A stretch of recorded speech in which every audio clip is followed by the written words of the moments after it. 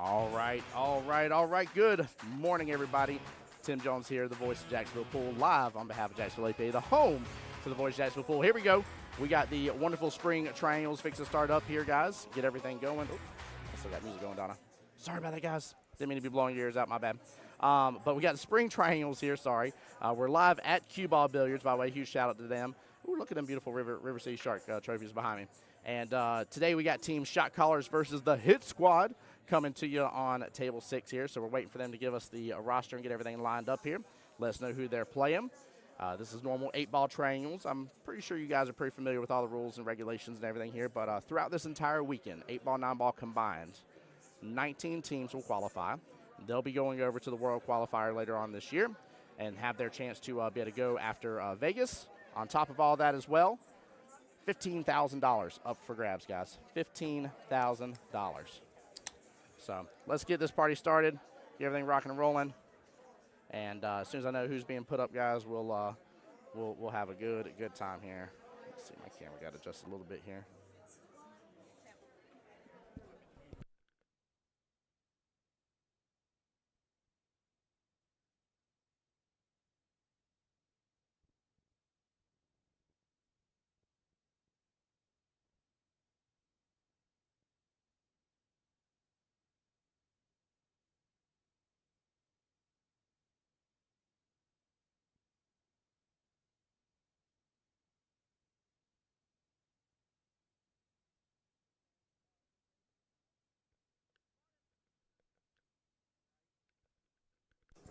All right, guys, waiting on the update here. Still waiting on one of my players.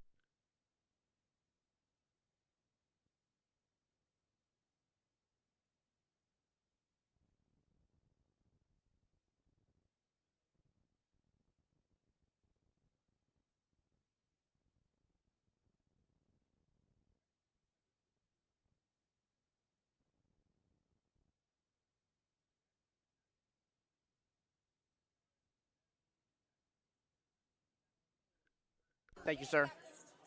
All right.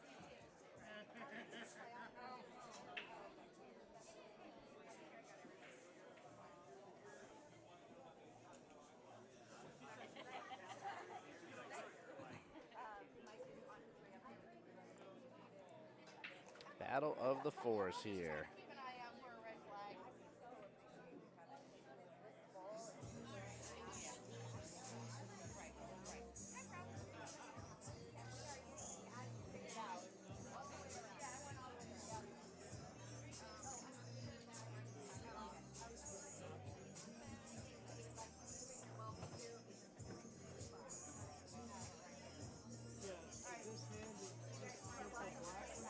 Sorry, guys, one moment here. Let me get everything updated.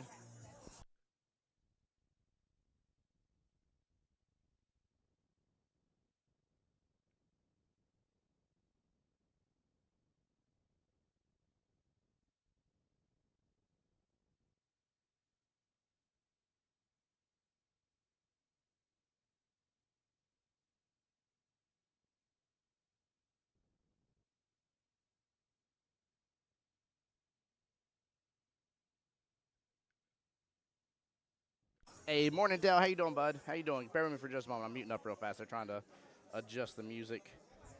I think they got a little better for me. Actually, I think she goes by Debbie. Oops. But yeah, good morning, everybody. Come on in, guys. Come on in. Just getting some final stuff set up here.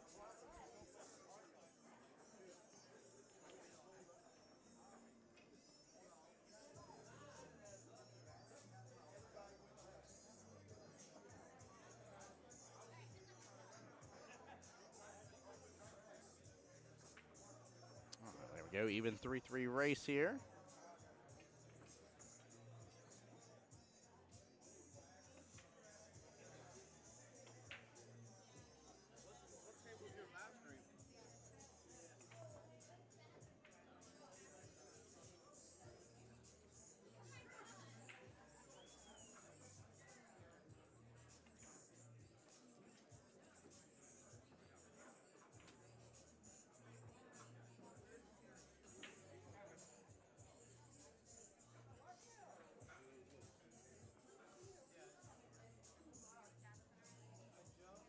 Nice, Dale. I'll definitely see you tomorrow, bud.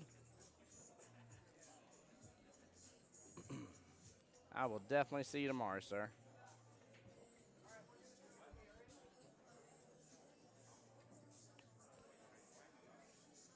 All right, here we go. We are off to the races. Sorry about that, guys. Takes me a second to get everything going. Appreciate y'all bearing with me. Cameron, welcome in, bud. Appreciate you, sir. See you on the YouTube side as well. Gary, welcome on in. Come on, guys. Say good morning. Y'all are gonna have to catch me up here later on whenever I start saying good morning here, and it's this afternoon time frame.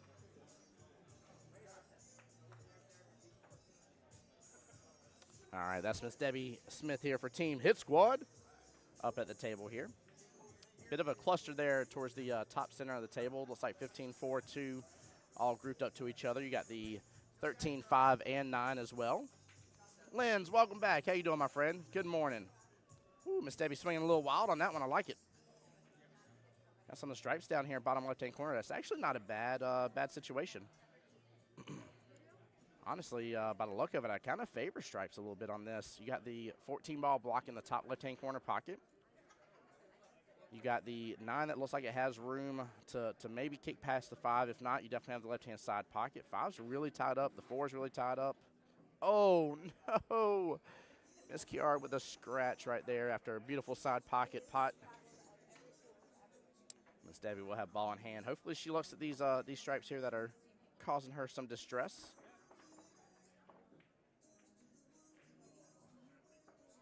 And guys, a lot more of y'all just tuning in here. I'll give them a little spill again here in a moment, but welcome on in. Welcome on in.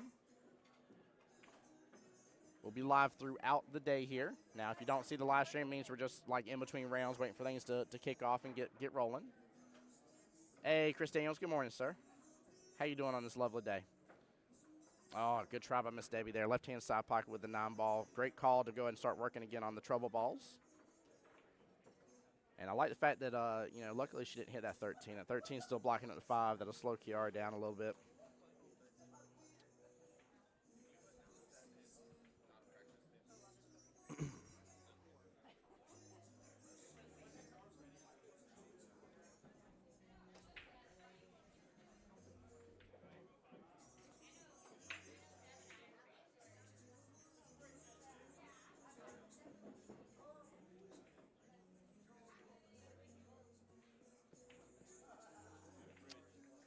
Oh, looks like they're looking for a bridge.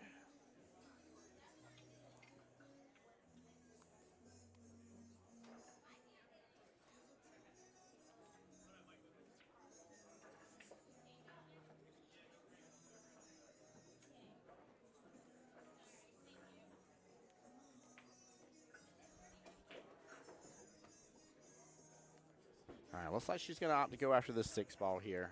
Honestly, I would like her to go after the 2 here to be up front. Now, this is a high-level tournament, 1 timeout per rack. Normal APA rules. But if she went after the 2 here, even if she just pushed into it, she might be able to clip her 4 away a little bit as well. Because that's her 2 and 4. Look at the man, what a cut. Didn't get enough energy onto it, but she sliced it real thin. Really, really thin. It's in a way better position now. A lot of teams in the house, guys. For those that are not aware with APA or aren't used to it, and those that are, in fact, just a quick little reminder here as well. Uh-oh, we're about to get the breakout. 4's pushed to the top short rail. That's not a bad position for the 4. Honestly, that may have favored Kiara a little bit, but Miss Debbie is ready to go on her run, so she ain't worried about that. But for those not aware here, the spring triangle here is the last opportunity teams have to get into the World Qualifier for that year. At this point in time, we've started our new summer session now, which is the new fiscal year for APA. So it always goes summer, fall, and then spring. So you got the 3 sessions throughout the year. And but yeah, you got the 3 sessions throughout the year, and this is the last opportunity here. So every team in here is biting at the chance. But nice thing is with triangles here, it's a very simplistic day. It is split into 2 days, if you will. Triangles is Kind of treated as double elimination. The way it works here is that you have day one here, which is normal triangles. If you win today, so you got 2 matchups usually. If you win today, you'll walk away with $800 cash in the qualification. If you don't, you will come back for best of the rest. And best of the rest is another tournament. It's still triangles, if you will. We just call it best of the rest. And the difference there, though, is that you can walk away with the qualification. It is a tougher one, though, right? There's more qualifications on the board today versus best of the rest. And you won't walk away with $800. So you really want to get the win today, get it done with. But if, for some reason, you don't and you come up short, you still got another opportunity. You still got one final swing that's all grouped together as triangles. Makes for a nicer day, in my opinion. That way you got it all clunked up in one day, stay until 2 o'clock in the morning. It's Debbie using the bridge here. 15 ball, top left-hand corner pocket. She's got to slice it in, but she's got to watch that bridge. She's going to hit it. Ooh. Oh, look at the speed. She did not end up hitting it. Very nicely done. Very, very nicely done. Wow.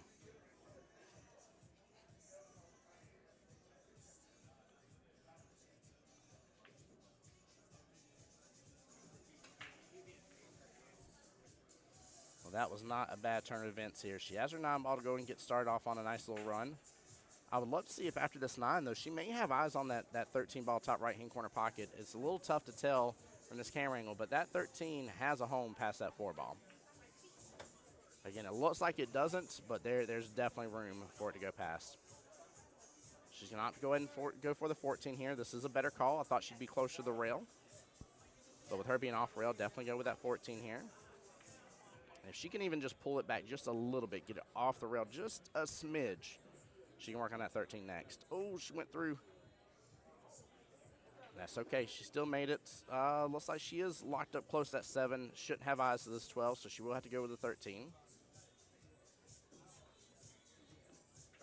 She is not going to have a lot of opportunity here. May be better off trying to at least see if you can slide the 13 past the 6 a little bit up against the top short rail here. She's going to look to see if there's room for it. Definitely should. If there is, I could be wrong, but if there isn't, you definitely want to go on the top end there. Just like that here. Hit it a little hard, though. Not a bad leave. Not a bad leave at all. Kiara will have a good defensive option here if she wants to go with it with that 2 ball and 1 ball. Keep in mind, both ladies skill level 4. We should start seeing some defensive shots coming in. That's kind of normal play for skill level 4. You start to see some range of defensive.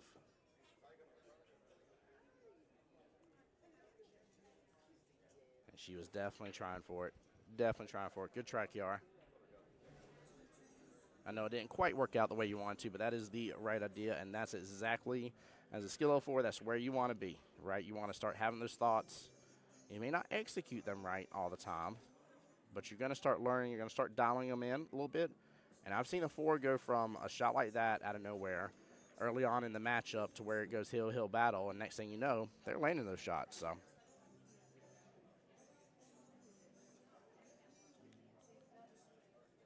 Hey, Gary says got an 8 ball, 9 ball team qualify for tries. Going to be a lot of stress next month. Definitely can be. Definitely can be, Gary. I hope you handle it well, brother. Make sure to enjoy the run. And the walk-in as soon as she shot here, I wouldn't worry too much about it. We're kind of, I don't want to say we're jam-packed, but there's a lot of teams in here right now. So I'll show you guys a kind of overview. But in QBall here, and keep in mind for those that are familiar with the area, we're at the OG QBall Billiards, the dinosaur version as I like to call it. But keep in mind here, we have a full-on row of 8-foot diamonds tables. I mean, it is just literally, I think it's like 7 tables in a row if I remember correctly. 6 or 7. I always want to get it wrong and backwards, but I think it's 7. I think it's 6, actually. Yeah, 6 tables because it starts with table 1 all the way in the back. So it's 12 diamond tables along this one path along. And you got to keep in mind, you got 2 teams per table. We do got a couple little spacers in place, you know, that way if they decide to rent some out later on when they actually start opening up further to the public, it won't be bothering our matches. So, but we're all kind of used to it here.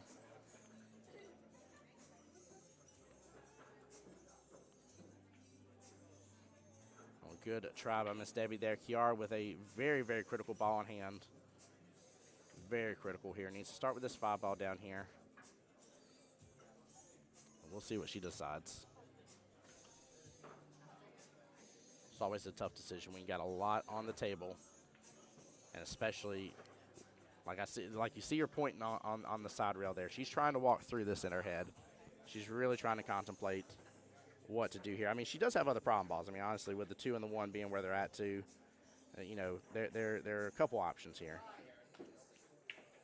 I like the fact it doesn't look like she is going after the bridge here.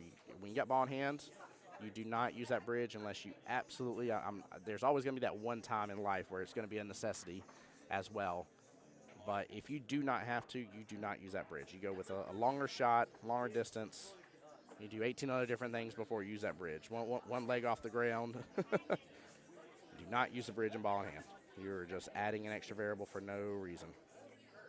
Ooh, that may not be bad at all. The 1 ball blocks that top left-hand corner pocket now. She just made things a little bit more difficult for Debbie. As long as she ends up downfield. Oh, don't be above that last stripe. I mean, it's clippable, but actually, I'm not going to be mad at that.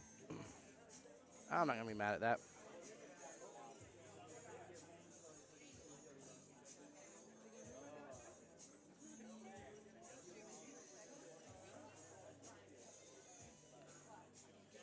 All right, calling for the shot to be watched. Trying to make sure it's not that 2 ball first. Luck clean. It was a good hit. Miss Marlena, good morning to you as well, my dear. Welcome to the live stream. Glad you're here.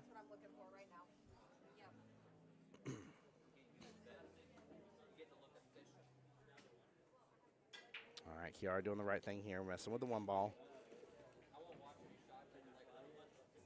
And honestly, that no matter what, she wasn't going to be left with a bad lead. She was either going to be left with a shot on the 7 without a doubt, possibly a shot on the 5, but she was not going to leave Miss Deborah or Miss Debbie here with much of anything as well. So that it was a great shot selection by Kiara. Love seeing that.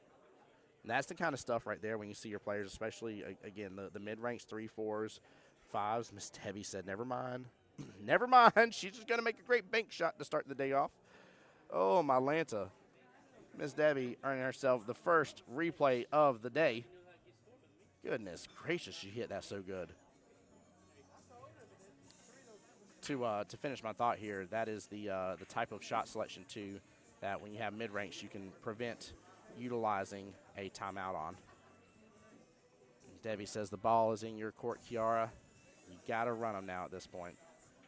It's going to be a near impossibility to hide that cue ball. She really has put Kiara in a bit of a predicament here.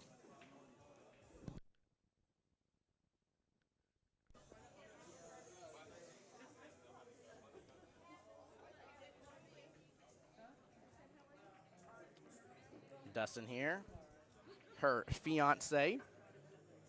That boy proposes good too. He's skill level 8 in proposals. He is up to the table here. I'm pretty sure he's telling her that no matter what, she's got to go after the 1 ball. I mean, she could go after the 5 and clip it, but I think the 1's a better call. Do the 1, then the 5, then the 2, then the 8. It's not a bad spot to start the run. You're absolutely right, Gary. Absolutely right, bud. I like this. Great behavior right here. Whenever you're doing your run, you can always, well, I thought she was going to go after the 1 still first here, but you can kind of look and see where you're going to be on the table here roughly and double check your angles and stuff. Jared, how's it going, buddy? Jared, do you know Miss Kiara?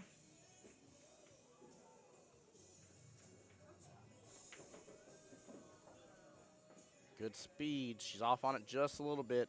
Trying to add a little bit of the body English in that shot.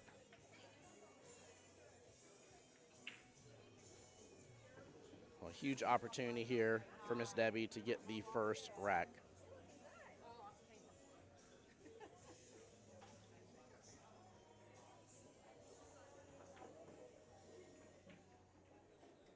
Don't really have too much worry about following this one in. Going to hit kind of that bottom side of it from this point. Smooth stroke wins the day. And she actually ends up going 1 rail off of it, getting it, but that works. Miss Debbie will be up 1-0 in the race to 3.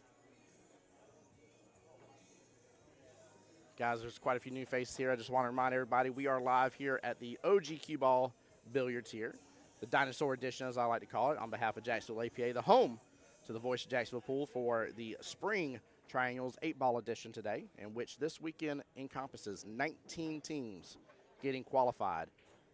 $15,200 total will be given away. I want you to think about that for a second. I just said it, 15,200. Yes, it's a 5-digit number. $15,200, guys. Also, as well, we do have, if you're going to come by, there is some Q-Tech raffles. Link is in the description there about them. But they are the beautiful Truewood Series raffle tickets. So make sure if y'all are here locally, come by and take advantage of it.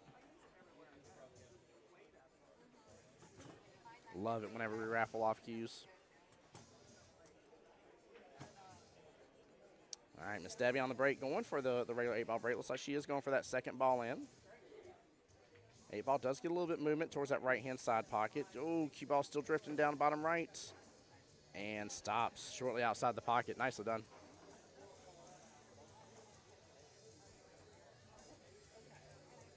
Ah, nice, Jared. Very cool.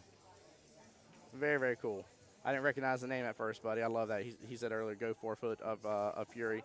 I was like, you got to know Kiara if you're saying something like that. Gary's saying for sure should have started with a 1. Yeah. I think she was worried about scratching, but going that way meant 3 tough shots. Yeah, 100%. 100%. Hey, Austin over there on the Jacksonville APA Facebook side saying, good morning, Tip Bob. Good morning, Austin. How are you, brother? He did say these new divisions have been awesome so far. I'm glad to see it.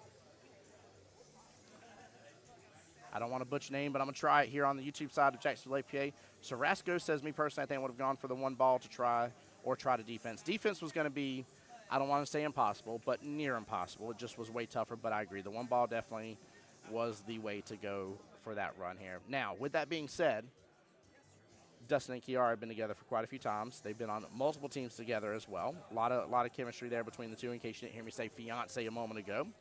So Dustin is very familiar with Kiara's shooting style, what she prefers, this, that, and the other.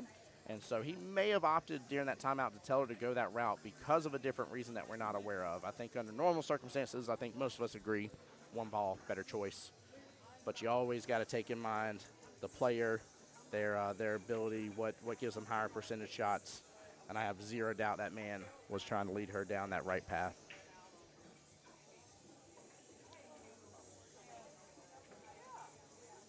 On the 15 ball, top left-hand corner pocket. Small miss, but blocking up with the 3.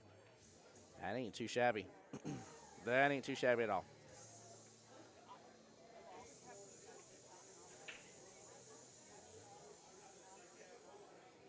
I said I've been doing great. Good, brother. Glad to hear. Faced my Monday teammates on Thursday. Ben and Wes had an entertaining 8-ball match. Nice, brother. Glad you had a good time.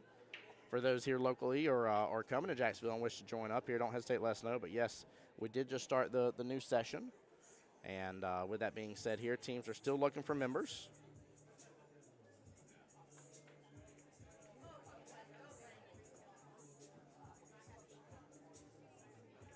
Stevie looking at clipping this 1 ball here. It's going to be tough. There's not a lot of extra room there. She hits it good. Hits it real firm, too. Oh, gets a little bump into the 4. Groups up to the 14 a little bit.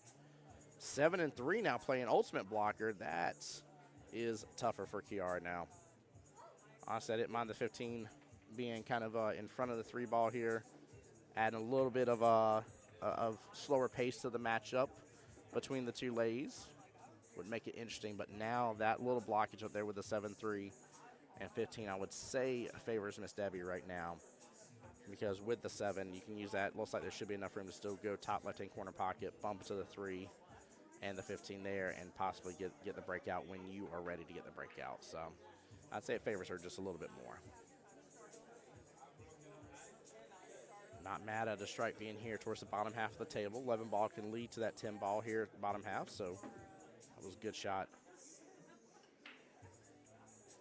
Debbie can see enough of that 4 ball, and the 4 looks like it goes by. I would definitely go after this 4 right now. I would leave this 7-3 situation tied up for just the moment being. Kiara's a tough opponent. You don't want to start giving some runs. You got to keep in mind, Dustin's what we would call a high skill level player in our team, or in our division, or league, sorry, words. And you got to think she practices with him all the time. So she's going to have a few tricks up her sleeve as she continues her growth and path. Shawn says, hey, I'm looking for a team. Absolutely, my friend. Absolutely. We can definitely get you hooked up with a team and a night as well. I'm going to text the or message the number here.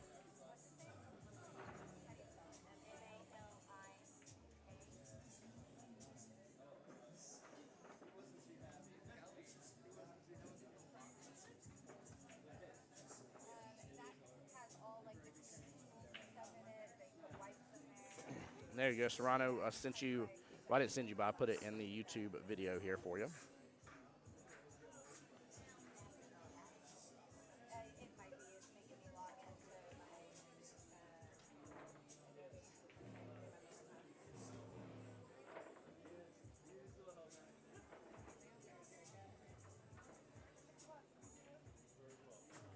Sarasco asking, is that Karen on the other table nearby? If you're talking about the one to the top here, I'm trying to see. A little tougher for me to see from the booth here. I think Miss Karen is over there. Yeah, I'm pretty sure she is. Pretty sure she is. Marlene saying, I love both these ladies. I know you do. All right, Miss Debbie looking at this 4-ball now. Have him do a bit of a stretch. Clips it good. Pushes the 10 a little closer to bottom short rail. Not bad positioning still for Kiara. So she's going to have a choice either to go after the 6-ball here. And if it has room, I would probably still go after the shot regardless. Or she can go after the 1-3. But she's going to take out the block of something somewhere. Oh! Hold on. Big Kev? Kevin I've known since the beginning of my APA times. Since back in the day. I hope that's you, brother. I hope you're doing well and blessed, man.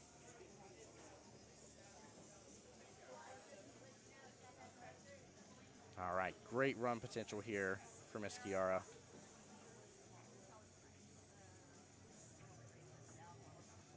And she's hitting off just a little bit.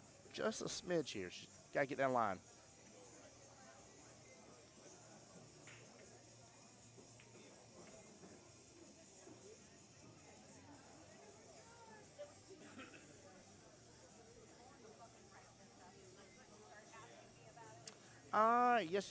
Yes. Awesome. Well, what's up, Miss Samantha? Hope you're doing well and blessed. Glad you're here on Jacksonville APA's YouTube side. Guys, if you keep wondering why I keep calling that out, by the way, we are live on 3 channels right now. Jacksonville APA's Facebook, Jacksonville APA's YouTube, and my YouTube as well. So I am trying to give you guys the comments between all of them. So in case you're wondering, like, where are these people at? Who is he talking to? That's what's going on there, guys. Hey, Kevin says, blessed to you, your family, and the pool community. Yes, sir. Blessings to all, brother. Absolutely, man. I don't know if that 9 goes past that 6 here. This might be a little bit more troublesome.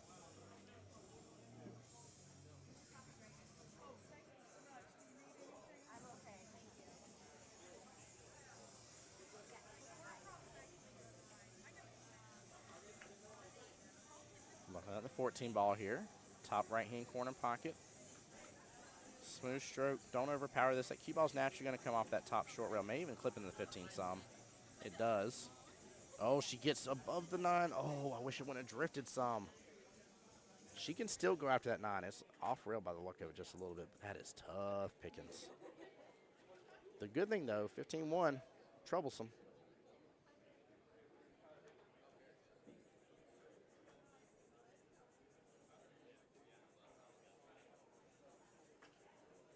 And we do got referees in the room here. Multitasking king. I'm trying to. Thank you for that, Sam. I appreciate it. It's tough, man. It's being a one-man marching band. I love it. Don't get me wrong, but it's definitely tough. Takes a lot. At least it's with 8-ball though. Like I tell most teams, I can keep up with the score pretty good on 8-ball. It's 9-ball that always slips away from me. I start talking with chat from time to time, and then I'm like, man, I was like, I missed 3 balls out of nowhere, and everything's going crazy. Debbie swinging hard again as well.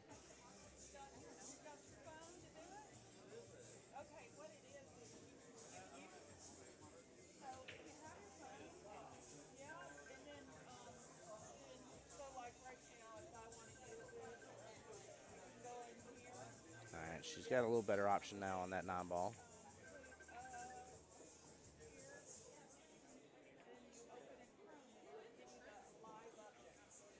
Again, this is tough, though. This is tough swinging at this. Oh, she drifted on down table. Goodness gracious, Kiara is cutting better than ever. I mean, she's just not getting a lot of energy on the cut, but that 9-ball was traveling down that bottom right-hand corner pocket, just like a moment ago when she thin cut. I think it was the 6-ball on the first rack. Gary on my YouTube side saying 9-ball is very easy to get behind on. Yeah, it is, brother. Yeah, it is. Plus, I talk too much. I talk to you guys all the time, and it just takes just 1 second for me to look away, and next thing I know, it's all done went to well, something in the handbasket here.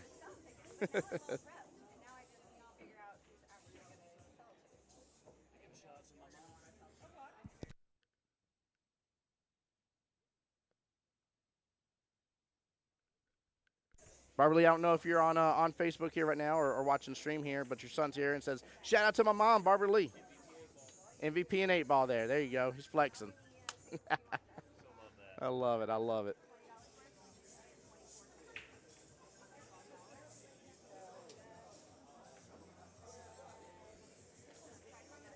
Good eyes here on the 6. Gonna stop shot it. That's gonna keep her just in view for the 8. Like it. There's always something nice whenever you're watching, the mid skill level ranks. Keeping things simple. Some of your higher ups, man, you can get the shape. You can get better on stuff. And next thing you know, you're on the 50-yard line and not shape on anything. Don't mess it up. She's gonna take a tougher shot here. But she drained well, I'm sorry, no, it was Kiara that drained a shot like this earlier here. Let's see if Miss Debbie can get it, though. Oh, I like the pace. I like the pace. And she does. What a good hit there. Very well played. Miss Debbie will be up on the hill now. Doing really, really well there. Team the Hit Squad will strike blood first in getting their first team point. That will make it 1-0 already. For those that are not familiar with APA's rules here in 8-ball, when you're on the hill, you've guaranteed yourself at least 1 point. If you win all your racks and your opponent has gotten no racks against you, you've guaranteed yourself 3 points at maximum. If your opponent has gotten at least one of their racks and they are not on the hill, it is a 2-0 win. And then last but not least is if you're both on the hill and when you pull out the win, then it's a 2-1 win.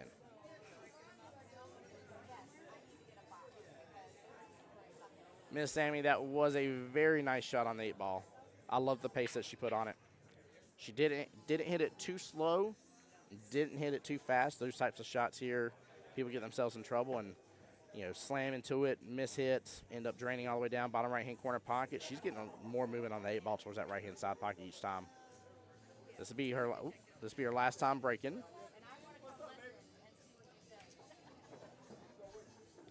But she's doing good on those breaks. Miss Debbie's really getting a hold of it here. Again, both ladies skill level 4. Team's got plenty more throws here.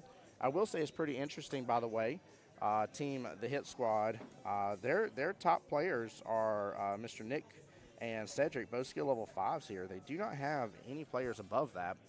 Now, the nice thing about it is they got a couple 5s, they got a bunch of 4s and stuff, so they can really play a very mid-heavy lineup. So, Sammy says, I moved from YouTube trying to make the multitask a bit easier for you. So, when you're on Jacksonville APA's Facebook and YouTube, it comes in one chat. It's just because I'm doing to a third stream here or more than 2 that I have to have it pulled up on the other page. So, for instance, if you ever see my wonderful monitor set up, one monitor I commentate from, one monitor I have all of my streaming stuff and the live stream from Facebook and YouTube for Jacksonville APA, and then my third monitor I have my stream pulled up for my YouTube comments.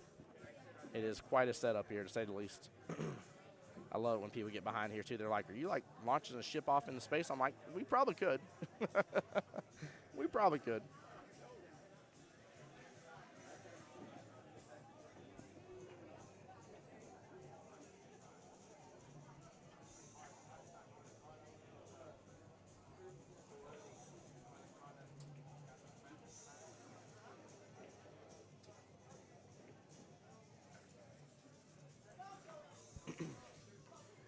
So this is a huge rack for Kiara here. This is the chance to stop Debbie in her tracks, keep the 3-0 from happening. So very, very important rack here. This is why you gotta know that you got teammates behind your back that have a lot of fight in them. I know Kiara, she has a lot of fight behind her. Being down 2-0, I'm not saying it doesn't mean nothing because it's important to her. But in terms of it weighing down on her shoulders and being like, I can't win this, I can't come back, I can't do any of that kind of stuff, that is not her type of thinking as a player here. So she does not have quit in her attitude when it comes to these sort of events. So, and she's only been off on her shots just a little bit here, especially with 8-ball. Sometimes you get a little bit more table time I've seen from time to time, and that little extra table time might make the difference. So, hey, Naomi, good morning, my dear. Welcome to the live stream. How you doing? Appreciate you being here. Hope you're doing well and blessed. Sammy over there on Facebook saying, imagine actually trying to play pool in space. Yeah, right? That'd be pretty wild. That'd be pretty wild. They'd have to figure out like a digital way to make it all work is what they'd have to do. Some way to give you like magnetic boots to stay on the floor and a digital way to do it all. I'm good. How are you? So, nice pop by Kiara. That one was very, very well done too here. Looks like she should have eyes on this 3-ball if she wants. I don't think the 2's blocking too much of it.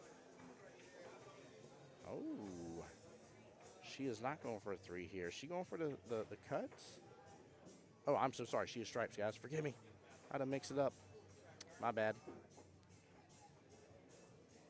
Well, that was definitely the way better choice here. Don't hit that 3-ball, Kiara. Glad you're not listening to me on the live stream. She's going to go back and listen to this later on and be like, Tim, what were you talking about?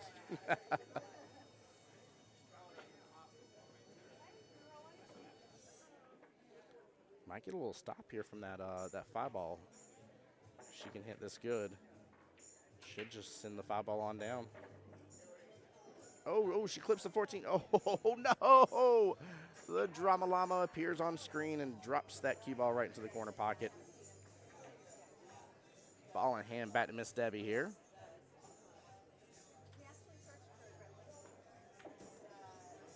Tim, are you literally in the building and watching the stream, sir? Tim Porter over there says it's early. We all make mistakes. That we do, my friend. That we do. Well, I do appreciate the support, by the way. I just always laugh whenever I see you guys. I know where, like, you'll look over at me and got your phone in your hand. You're like, yeah, I am in the building watching the stream. Oh, that's the second time that left-hand side pocket has gotten the best of Miss Debbie. Marlene says, I might be talking to these ladies through my TV, cheering them both on, giving them advice as if they can actually hear me. Hey, nothing wrong with that. I forget which of the pro tournaments I was watching, but there was one of them, and it very much seemed like the commentator was very one-sided as for, like, who was going to win the matchup. And I was like, man, he's got good run potential on it. When I was looking at the table, I was like, there's a sweet little run here. I was like, there's one shot that's difficult out of the bunch, but overall, good run. And when you're watching like a semi or a pro series event, you got some expectations as for what they can do. And sure enough, the guy completed the run, and the table started to flip. Now, don't get me wrong. The commentator was right. The guy that he was, I don't want to say pulling for, but clearly was favoring, did end up winning. He was like 2 racks ahead, but it always cracks me up because I was doing the same thing that Marlene. I get all that to say that, like, I was talking to the table. I was like, come on, man. I was like, you got this. I was like, you need to put a little bottom left here. And sure enough, I see him lining up, putting a little bottom left. I was like, cool, that shot. Just do a nice little force follow. And next thing you know, you see him doing a nice little force follow. I'm like, yeah. I was like, you got this. I'm like, this guy can't hear a darn thing I'm saying.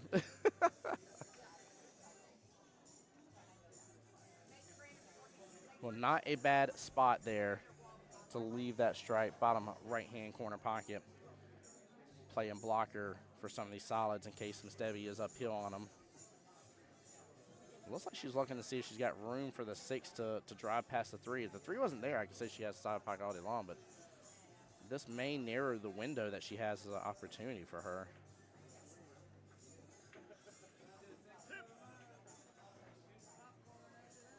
Oh, no, she went for the cut. Cut was a great call. It looked like at first she was going for the side pocket, and then she went and rearranged on me a little bit.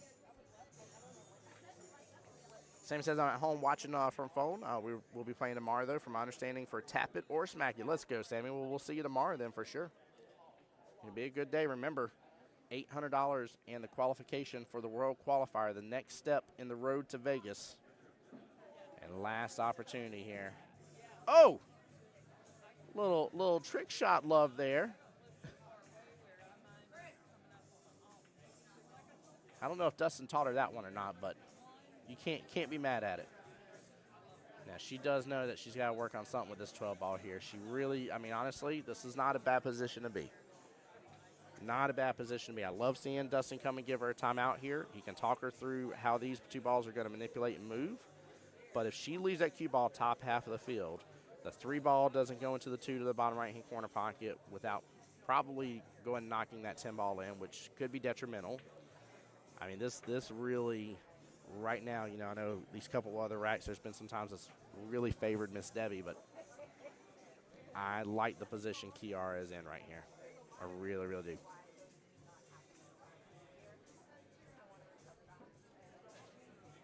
I feel like he's telling her to push it closer to that right-hand long rail, unless he's wanting her to thin it that way. Unless he's actually fixing to shock me completely and tell her to go for the 1-rail kick. Oh, my Lance. I think they're going for the 1-rail kick. This is wild. I mean, I can see why. Get behind it, send it to that left-hand side pocket. Oh, no. Oh, no. Ball in hand. I'm assuming.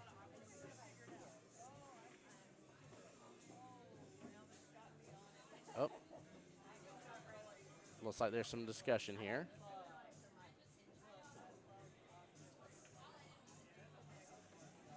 Okay, I guess maybe it was a good hit. Keep in mind, if you don't get it watched, shot goes to the shooter. We do not get involved here behind the scenes on the stream. I do say, thinking back, hindsight being 20/20 and all, going for a shot like that, I would have gotten it watched.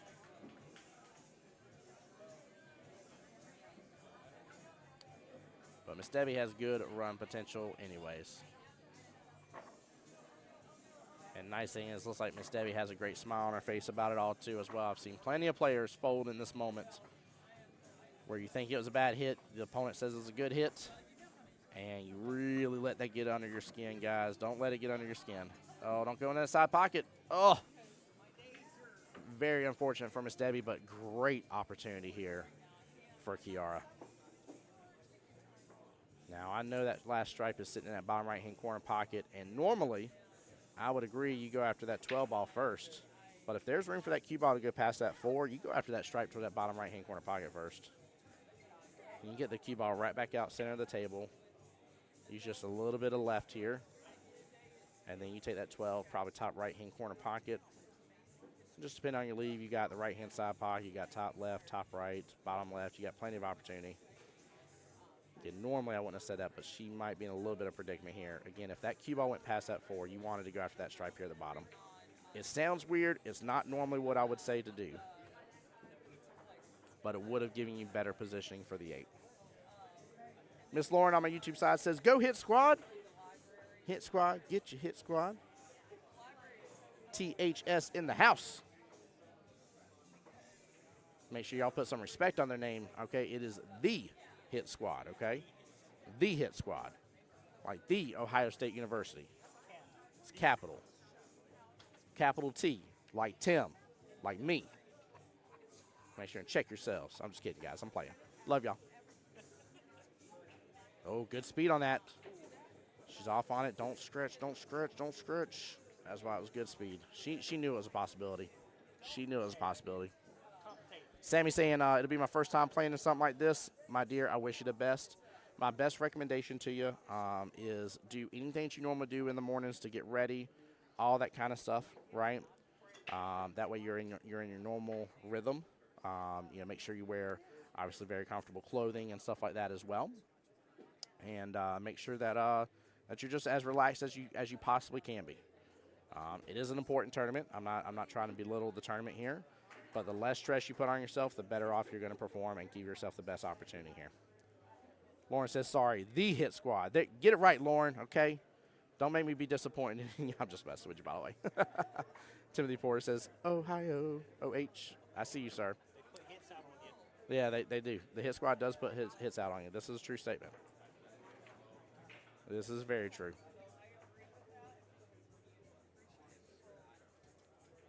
David trying to determine which way to go here. Now, you could use that 2-ball, play defense here if you feel comfortable enough. Hit the right-hand side of the 2-ball from here. You have both the 3 and 2 that may play blocker. You can still go after the 1 and opt for that top right-hand corner pocket. However, you may not want to make that 1-ball because then you're kind of forcing yourself on a defensive shot. That's going to be tough to hit or tough to be able to get in a window for the 2. I mean, because QBall's naturally going to go to the right automatically. So, go after the 2. Oh, she is slow rolling it. That was great. Great job. Again, if you want to increase your odds there, hitting the right-hand side from her positioning or the bottom point from our camera view of that 2-ball would have been the better call. 3's already blocking a certain window for you. The 2 and QBall would have hit into the rail, bounced out a little bit with each other, but you would have had a bigger window of blockage going on there. This one you had a tighter window, but if you know pocket speed and you feel comfortable with pocket speed, it kind of becomes tomato-tomato. But I like the option better to go after the 2 because you could have popped it off that short rail a little more. So, Kiara trying for the 1 rail kick here. Good shot. It will be ball in hand, but good try. Sammy says, I'll try my best to keep cool and try to play my game like I normally do. Yeah, just give it your best shot. Again, I'm not saying it's not important. There's obviously going to be nerves here. If it wasn't important, you wouldn't have nerves about it, right? You wouldn't be nervous about any of it. But again, try to do whatever your normal routine is in the morning. Again, from getting ready to the normal clothes you like to wear. I've had somebody even tell me before, don't go putting on the new shoes, right? They're going to bother your feet throughout the day. It's going to bother your game. And I was like, what? They're like, think about it. I'm like, you're not wrong. If my focus is on my feet hurting and I'm not wearing my normal shoes, you know what I mean? Like, you want to keep everything as much as just normal as possible. Same thing with when you're at the table. Pre-shot routine, right? Do your normal pre-shot routine. Oh, no. The game here, guys, is actually you want to play defense with a 3-ball, hit into the rail again, and that way 3-ball, you want to get it closer to that side pocket. This is tough. Chances of this are low. Yep. And the chances were way higher you're going to leave Kiara with a shot. Now, I don't remember if Debbie's team used the timeout on her or not, but that would have been a good time to use it for sure. Ball in hand would have been great. But again, kind of do what I was talking about before, hitting the bottom side of the 3 and make sure you're at an angle where the 3 is naturally going to go closer to that side pocket. It's going to drive away from the rail, but it's going to go closer to the side pocket. And Kiara is on the board. She has shut out the 3-0 right there. And now she's writing another driving benefit here. Next rack, if Kiara can get it, it automatically 1-1, which means no matter what, we'll leave this rack 2-1 in favor of one team, but far better option than 3-0. So she's already working on it here. That might be a little bit of wind in her sails to be able to switch things over. Let's see what she does on the break here. Debbie's been getting a hold of the break really good, but we have not gotten a chance to see Kiara break yet. So interesting to see how well she gets hold of this. Sammy says, I'll give my cats a kiss for good luck before I leave the house. There you go. There you go. If my game doesn't go well, I can jokingly blame them. I like that. Always blame the coach. If you get a timeout, by the way, and it doesn't go the way it's supposed to, blame the coach. That's what we always said. It's always fun. I love it, though. That's a good way to handle that situation, though, seriously. And, again, I know it sounds silly, right, some of the things I'm recommending and telling you guys, but I promise you the more normal of a day it can be for you, the less stress. And in all things in life, the less stress, the better you perform.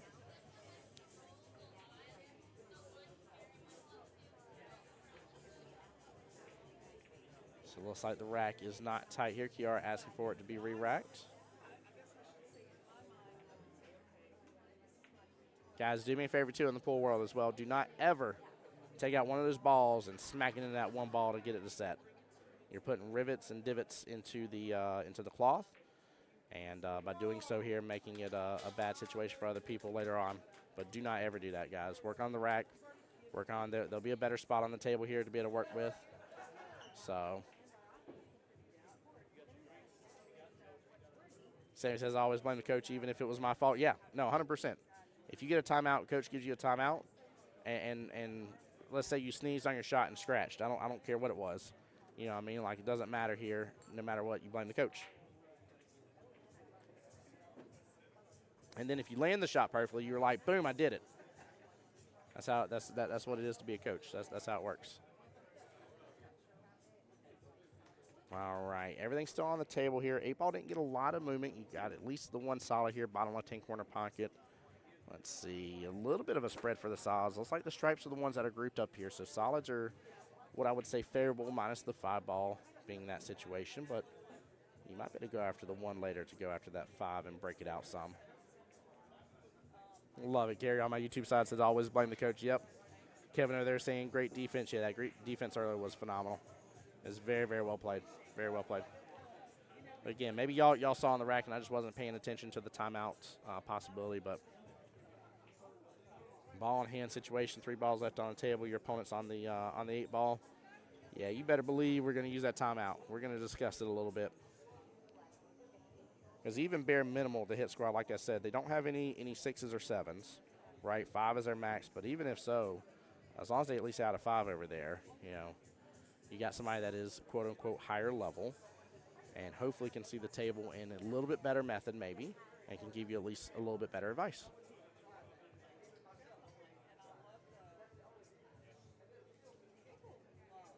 I love it, Sammy says, of course, it's the coach's fault. They should have kept me in check.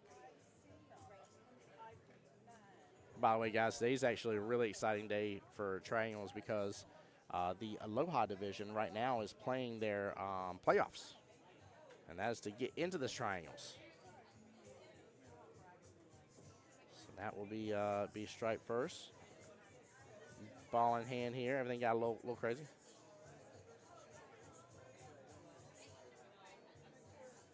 Kiara doing the right thing here, making sure before she grabs ball in hand.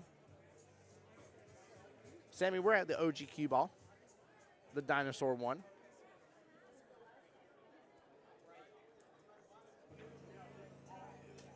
And always, guys, too, as well. Now, Sammy, I know you're in the league, but for those in the league as well, via the app here, the Pool Players app, you do always have, or the Pool League app, sorry, you do always have the events page. Give it a moment to load. Make sure you got the events page pulled up with Jacksonville APA selected. Mine normally pulls up national office and will show all sorts of different tournaments going on around nationally.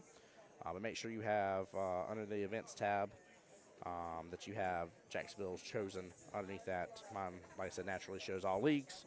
And from there, you'll see a list of everything going on this year. You'll see when it is here, which location is. And as always, we distinguish the 2 cue balls. It gets a little confusing here.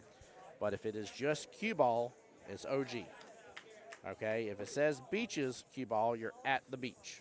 That's the easiest way I always remember. If it says beaches cue ball, you're at the beach. You're going swimming for the day, all right?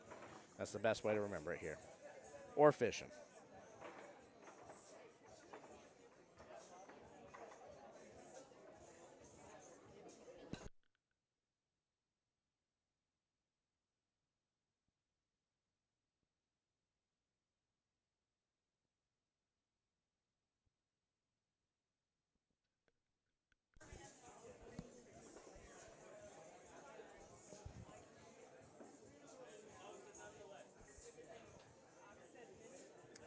Kiara back to the table here on the 13. She's looking to slice this in, top left-hand corner pocket. She is having to stretch a little bit.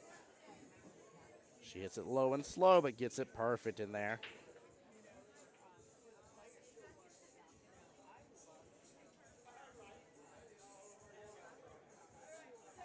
Yeah, you're just used to beaches cue ball. Yep, I understand.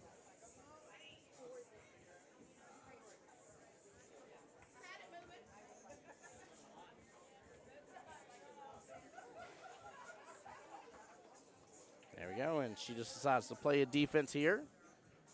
Not leaving Miss Debbie with a lot of opportunity. Good eyes on the 3 ball, but past that, she is not going to really have much else she can see. Maybe she can see into the 5, but that's almost kind of what Kiara is daring her to do, is go ahead and break that out. Oh, she did end up breaking out because of how thinly she sliced the 3. 3's definitely in better position now, but those Those stripes are out and about a little bit more. It's kind of tough to tell if she's got a lot of room to work with it here because of where the 3 is. But she's going to go after that 9 right now. Looking bottom right-hand corner pocket. Careful of the scratch here.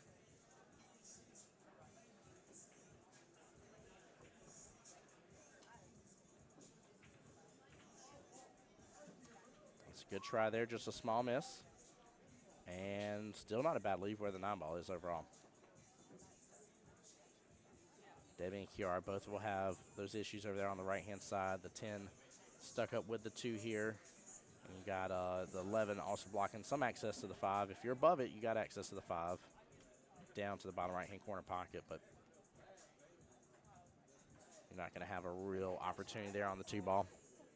We got a few more racks or a few more innings, I'm sorry, this rack without a doubt.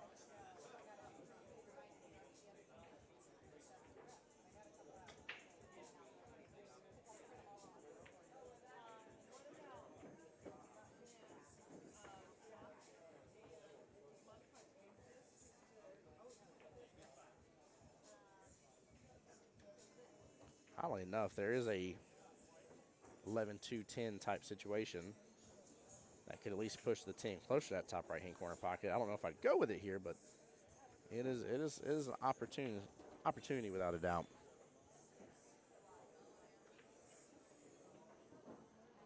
Yeah.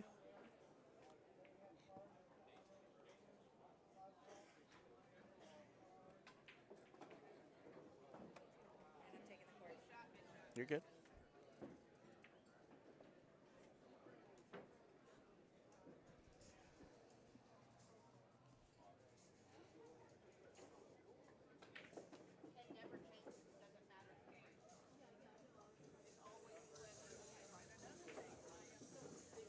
All right, Miss Debbie on the 3, fires at it real good, but hits it a little hard. Q-ball's getting close to that 6. But how she's shooting, I would probably get this watch just in case. So she's going at an angle. Looked like it was good, but it is going to scratch bottom right-hand corner pocket. She hit it so hard and fast that jetted right down to that bottom right-hand corner pocket here.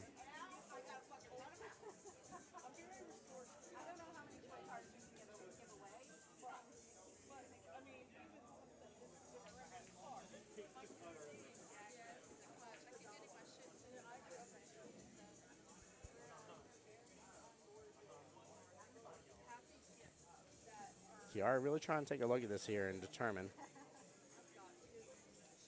which way to go. I don't think anything other than messing with that 11 ball. I feel like she needs to go after that 11 in some form or fashion right now. Your 15's out in the open. It has a good home.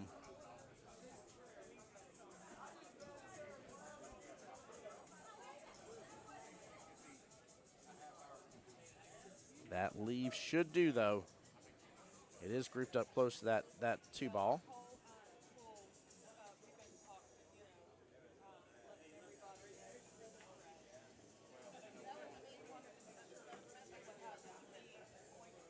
Even if Debbie's flipped up on top of that 10, I'm assuming she can still hit a little bit of the 2 first. It's just a tough situation where it is. Looked like a good hit there. Q-ball's going to drift down left-hand side. And block right back up to the 14 some. Yeah, this is still a rack that's got to be worked through.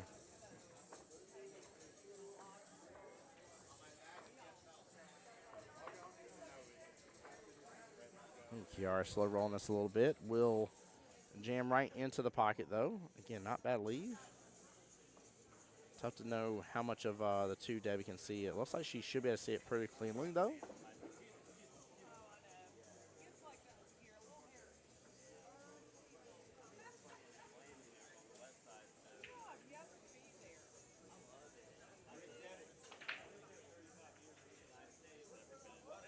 All right, nice smooth speed from Miss Debbie. I'm not mad about that, blocking up that top left-hand corner pocket. Both ladies now kind of on in corner pocket. Kiara in better position, though. More of that top right is blocked. There is some room to work with where the 2 ball is. Honestly, Kiara might be in good shape to actually go for the bank. If she lets the bank open, that 11 ball should hit into the top short rail first. Could end up hitting off the 2 potting and still leave her options to be able to see the rest.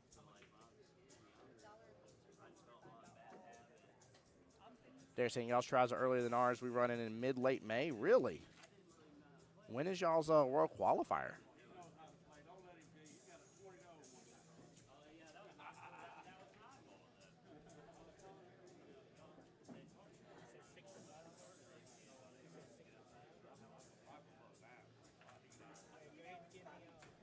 Yeah, our World Qualifier is on the 17th.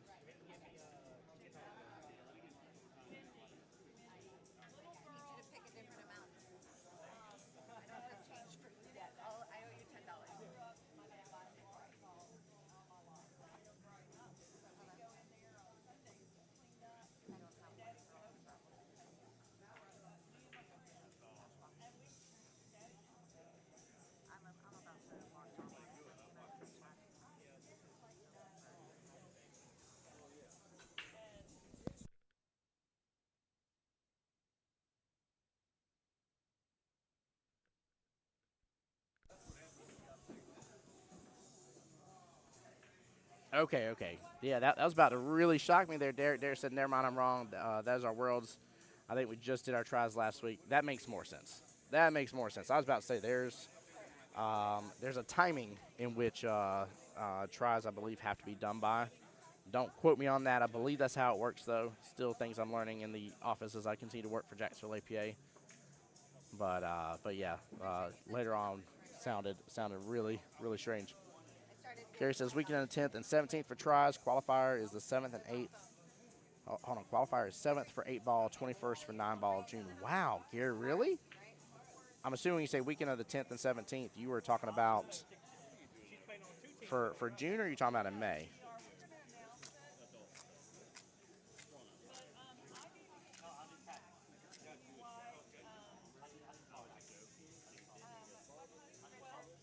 No, May 10th and 17th, I think is what you mean. And qualifier is the 7th. Okay, I see it. I see what you're talking about. You're talking about May to June. Okay. There, said I don't know why I was looking at this thing as the World Tournament. Nah, you're good. You are all good. Oh, I see raffle tickets are going. That queue is ready. Let's go, guys. Get in on that raffle here. Come on by. Get in on the raffle tickets, guys. Mr. JT Isabella there in the house. What's up, good sir? How are you doing? Welcome to the stream here.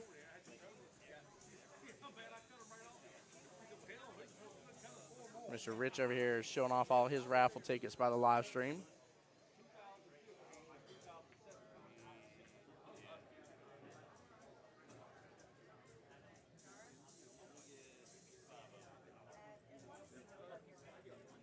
Gary saying, surprised yours are so early. I'm surprised yours are as late as they are. That part's wild. Says, great, my man, on the mic. I'll see you tomorrow. Yeah, my pleasure, brother. I'll see you tomorrow for sure, man. For sure. Also, too, JT bringing up a good situation earlier. I saw the message in, and you were talking about potentially doing makeup matches for Vegas and stuff like that as well, guys. At least here for us in Jacksonville, guys, keep in mind pre-matches. Pre-matches are your best friend. Always, if you got a trip going up and some of your team's going to be gone to this coming Vegas, you get them pre-matches in, baby. Think about it now. Vegas is at the end of the month. You got some time to get those in. Pre-match is the name of the plan. What a cut. Drop ball. Wow. I am so angry for Kiara right now. She thinned it beautifully. Hit it with good speed. Don't get me wrong, I set it for her later, but gosh, darn, that was good. Ugh. Man. Gary says, time to get ready for work. Yes, sir. Go be blessed. Oh, no. Never scheduled buys, brother. Never. That would be one of the craziest, most difficult things to do in the office, just to be upfront and honest with you.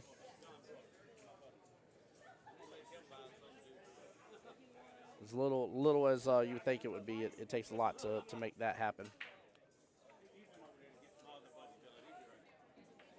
All right, good hit there by Kiara, but still not dropping. Clipped up very close to that 8 ball. This might be worthwhile of a watched hit here. Can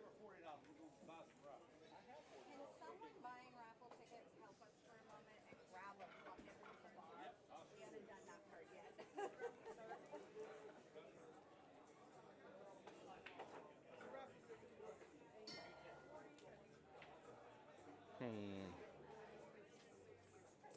Yeah, she's super close to that. I mean, I like her marking bottom right because then she can shoot away from it. Hey, can I finance the stick? Can I finance the stick? I know, right? Yeah, this is definitely a way better call. This would prevent it from. Oh no, they're still going to call for it to be watched. They're still going to call for it to be a watch shot. Interesting. She's shooting away from it here. There should not be a need to have this watched. Just to be honest with you.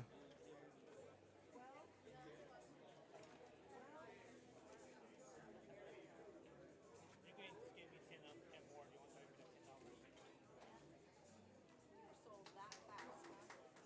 me $10? Wow, she hits it so good. What a hit. What a hit. Wow. Look at this instant replay. Nicely done. And with that, his squad will be up 2-0 in the overall team battle here.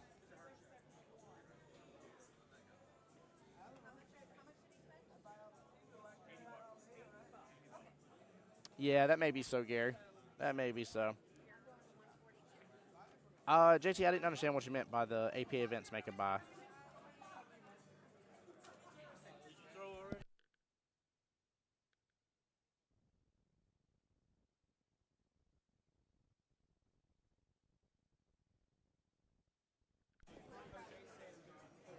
Yeah, say, I mean, normally those shots, you're definitely looking for the double hit. That's absolutely what you're looking for there. By shooting away from the ball, what I mean is you're not shooting directly into the line of the ball. By shooting away from it, in most cases, majority of cases, you prevent the double hit. Now, there is a certain angle you got to be to accomplish that, but that is the why behind it. So, all right, waiting to see who they're putting up next. I see some team discussion going on over there.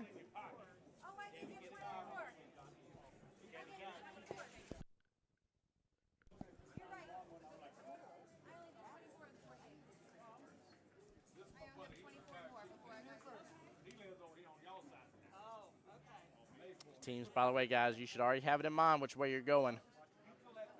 You do not want to run into a sudden death here. A lot of time being talked about as for who we're putting up.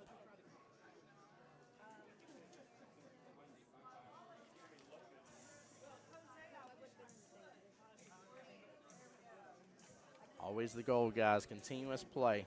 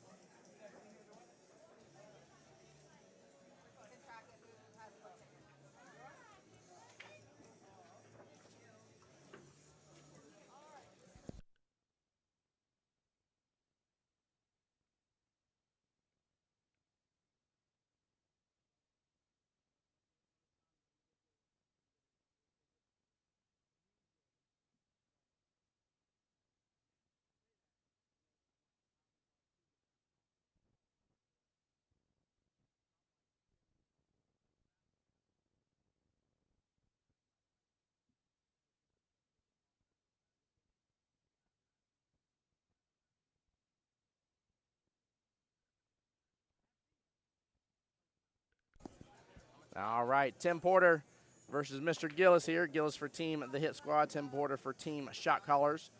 Both gentlemen skill level 4 here. Let me double check that. Yep, so even 3-3 race. Hit Squad currently up 2-0 in the overall battle here. Oh, great question, Sammy. Sammy says, how does sudden death work? I'm still learning stuff because I'm a 2. You're learning stuff not because you're 2, my dear. You're learning stuff because you're new to the league. So, sudden death in 8-ball works very simplistically here. Once we reach the time limit and sudden death has been called, any match that has not started, and by started I mean the rack has been struck, any match that has not been started is considered sudden death. From that point forward, regardless of skill level, you will play 2 racks at most. The first rack is worth the win of that matchup and 2 points. The second rack is worth 1 point. So there's still 3 points on the board potential. But the win part is the kind of important factor here because the tiebreaker rule in 8-ball is the team with the most wins. So if it goes, say, both teams have 7 points and they've played all 5 matches, it's the team with the most wins.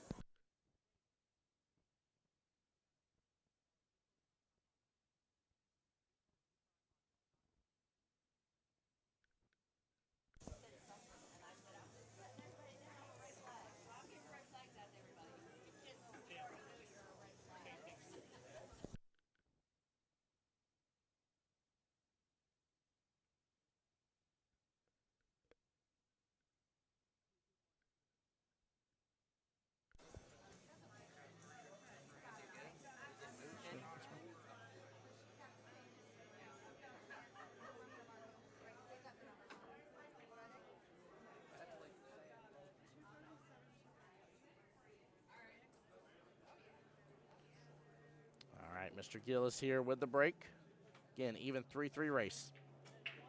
But yeah, Sammy, good question to ask about sudden death. It is a very, very important factor in the situation here. There are plenty of times I've seen teams where, especially, I mean, you saw how long it took for that throw to happen between both teams. Now, I don't know whose it was waiting on one over the other, but it did take an extra moment for the throw. Like that kind of stuff, I've literally had to go around and mark papers before, marking on them which match is sudden death. And a team before was like, well, we've already thrown the players. I'm like, I get you've thrown the players, but the match hasn't been struck, and it's sudden death now.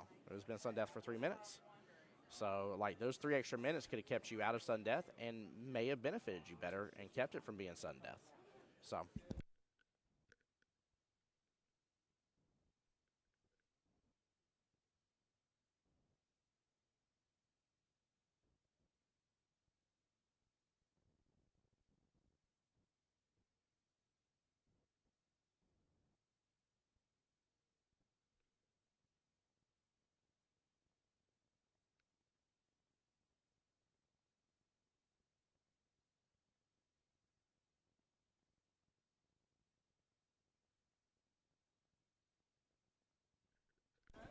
one second here, guys. Working on something behind the scenes.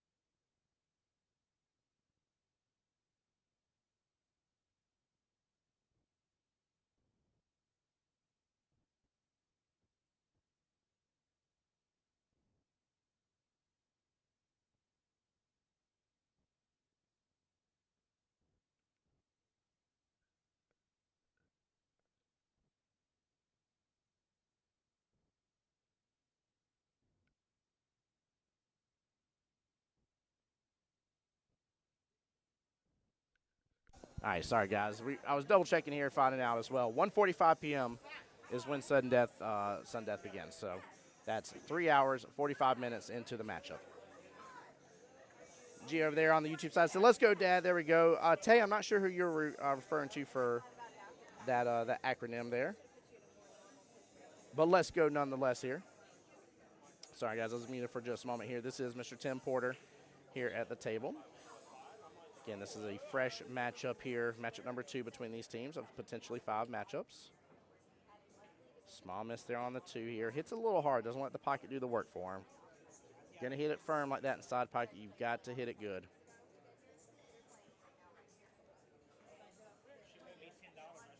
Gillis over here working on that 11 ball top right-hand corner pocket. Hits it good, lets it come around the extra rail.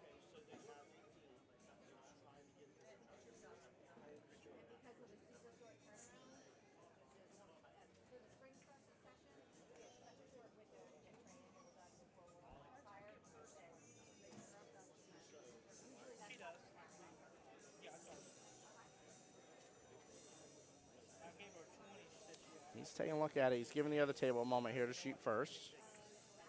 Love that. I'm assuming he's going to go after this 13. I think the one's blocking that top left-hand corner pocket a little bit by the look of it, so I don't mind going to 13 here. He is a quick shooter, though, when he gets down on his shot. Takes no time at all.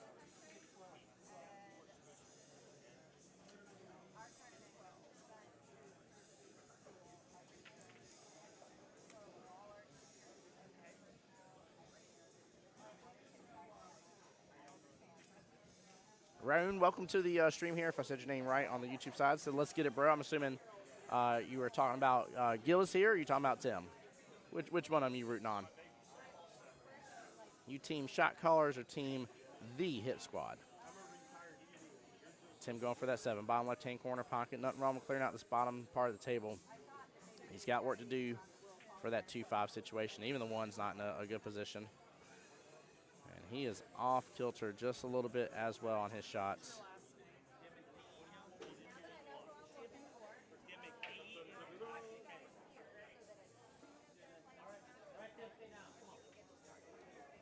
G is for team Big Gillis. There you go. Go, Dad.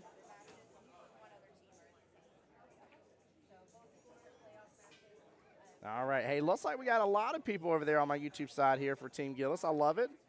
Glad you guys are here on the stream, man. Make sure if anybody's on either YouTube channel, take a second here for us. Drop that subscribe button here. Costs you nothing. Helps us out. And then if you can, hop to the other YouTube channel and do the same. It's free. But we are live on Jacksonville APA's YouTube and on my YouTube as well, the voice of Jacksonville Pool.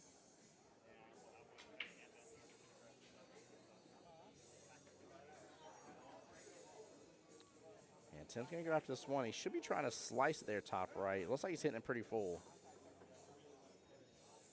Yeah, he's just going to try to play defense here. You want to get your ball in better positioning, though. And that's really not helping him out as much. If he sliced it, you know, he could have been all the way back downfield a little bit and may have gotten his one a little closer there to that right-hand side pocket. So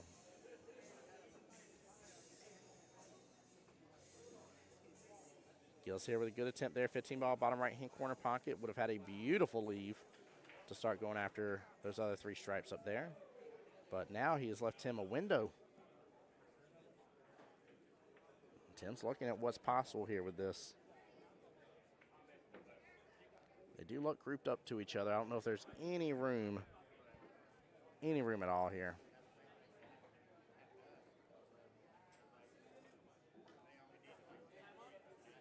Bare minimal, though. Hit it at least good enough to where, you know, get them on downfield a little bit, get something of an opening.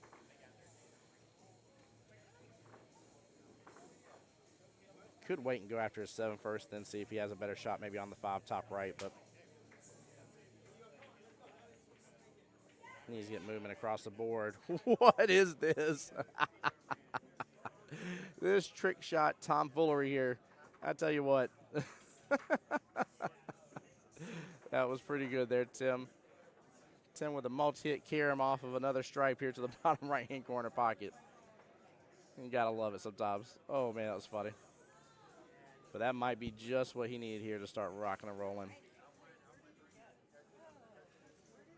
If he can get this 5 here, if he uses a little bit of inside after he gets this 5 here, he'll be good on the 1. And then he could roll up for the 1 here, take the 2 bottom right-hand corner pockets, stop shot it for the 8 top left. I'm assuming he just doesn't have enough room past the 9. Or he's taking his 2s in a tougher spot, one or the other. But everybody over there on my YouTube side saying Team Gillis, 100%. Goodness gracious, you guys have come out of the woodworks. welcome to the stream here. Appreciate all y'all being in.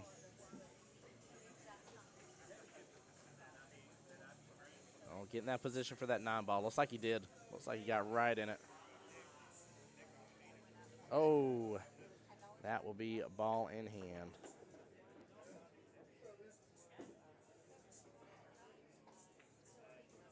Sometimes shooting fast bites you in the butt a little bit. Yeah, long bridge right there. 2-ball, left-hand side pocket. Come off that left-hand long rail, pop back out a little bit. 5-ball top left. And then take your 1-ball top right-hand corner pocket from there. If you can, maybe pull back on it. Be able to take the 8 in the right-hand side if you need to. If you can pull on really good, you can actually still get set back up for the 5 top right. If you can't, you got a force follow. That's fine. Force follow the 1. Take the 8 left-hand side pocket. But start with your 2. Give yourself a little bit of an angle.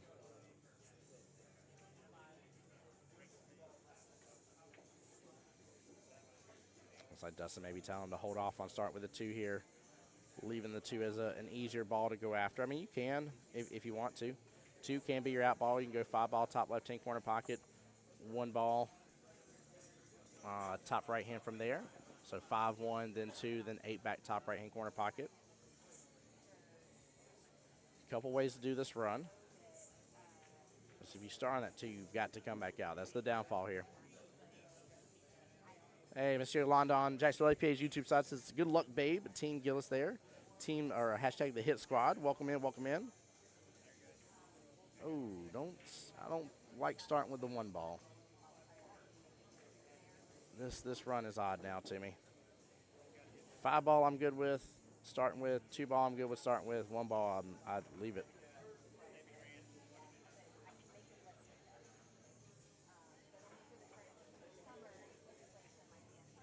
Want to follow this just a little bit. There we go. Not too far. Can work with that. Actually, looks like he's got the angle right now. He can actually work with it really well. Use a little bit of bottom. If he's got the angle to use a little bit of bottom here, can pull it on down just a little bit. Again, still 2-ball left-hand side pocket afterwards. You ain't got to crush it. Need to put a little bottom on it, though. It rolled forward a little bit here. Hopefully he's still got the room to be able to take out the 2. I don't think he does, though. He slipped mightily up on top of that 9-ball.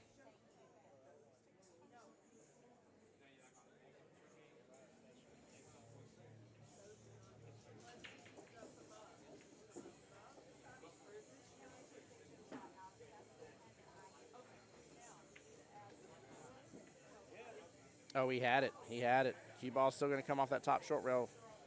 Slow down a little bit. He's got the side pocket still, and he does. Well, hey, might have been a little bit of a different way to get there, but still, great option, great opportunity here. Nice little 3-ball run. Good timeout by Dustin there. And Tim on the opportunity to get the first point and maybe start reversing things for shot callers a little bit.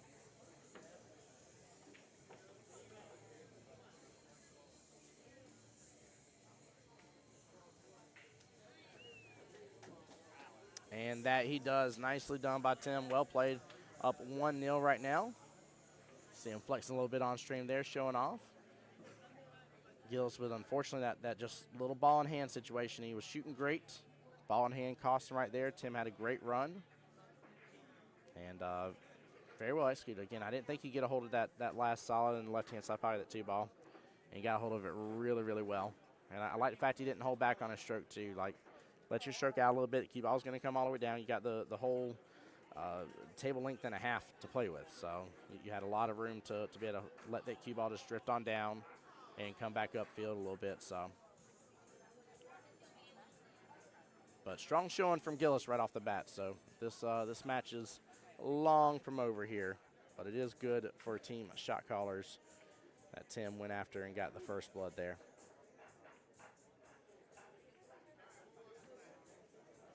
All right, Tim Porter on the break. Kind of going 8-ball break. It looks like he's still aiming that second ball in, but he's not as far left as everybody goes with this. So let's see if that gets any movement here. Oh, no, he hit straight to the 1-ball. Decent spread. Goodness gracious. Almost, 4 of the solids here, bottom half of the table. And you even got the 4-ball there just barely above that left-hand side pocket.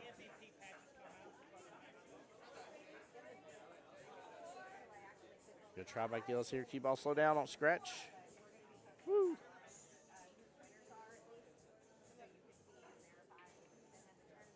right, Tim back to the table now.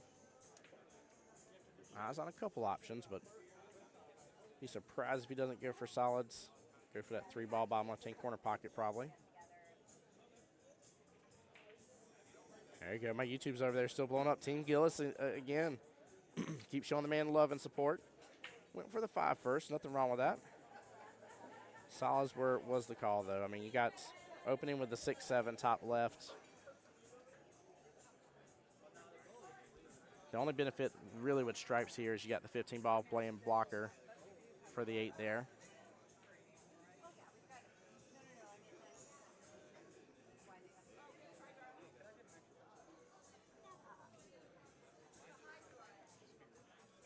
Happens that way sometimes. You must have a 4-year-old running around. I think it's me. He's over there nodding. Like, yep.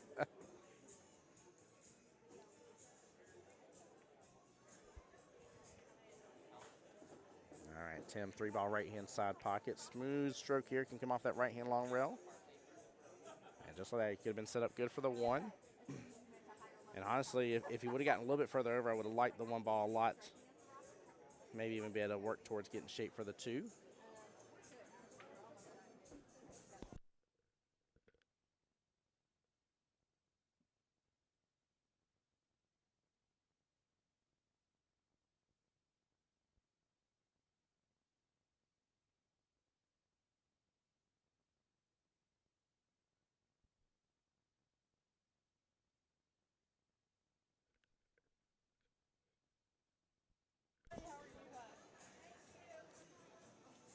Guys, as always, anytime you see my tripod set up and everything, please, for love of all things awesome, there's no reason for you to crowd up around them.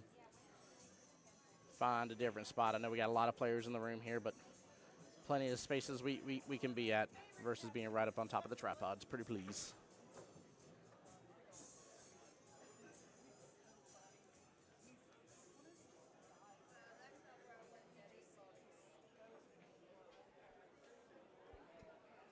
Sorry, guys, it'll stop shaking here in just a second.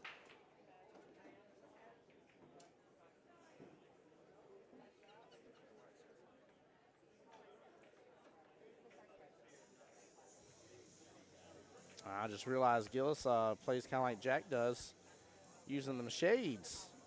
Oh, don't make the 13-2. He could have used that. Could have used that a little bit.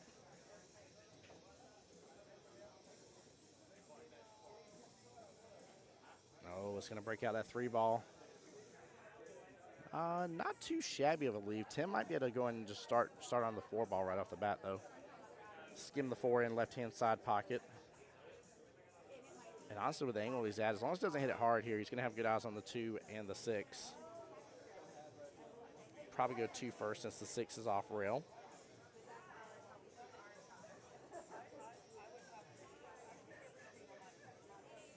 There we go. Slow speed, slow speed. Perfect. Nicely done. Good shot. Yolanda over there on my YouTube side says, good luck, babe. Let's go. You got this. Definitely. Definitely show them the love and support. Appreciate y'all being here. Love when friends and family come out into the stream here and show all the love. It's important to the players, guys. There's a lot of people get nervous having the live stream on. And I always love to remind them, man. I was like, don't be nervous. I was like, get your friends and family in there. Get the people that you care about the most. Let them know the live stream's going. And that way you know in the back of your head here, even if you're not seeing the stream here, you know in the back of the head that you got people that are in your corner, that are there for you, that love you, that adore you. And it definitely can help with the mentality a little bit. You know, even if you feel down on yourself for a moment. One of the best games I ever shot, I did on the live stream. And it's all because I knew my wife and kids were watching. And it made me just so happy as could be.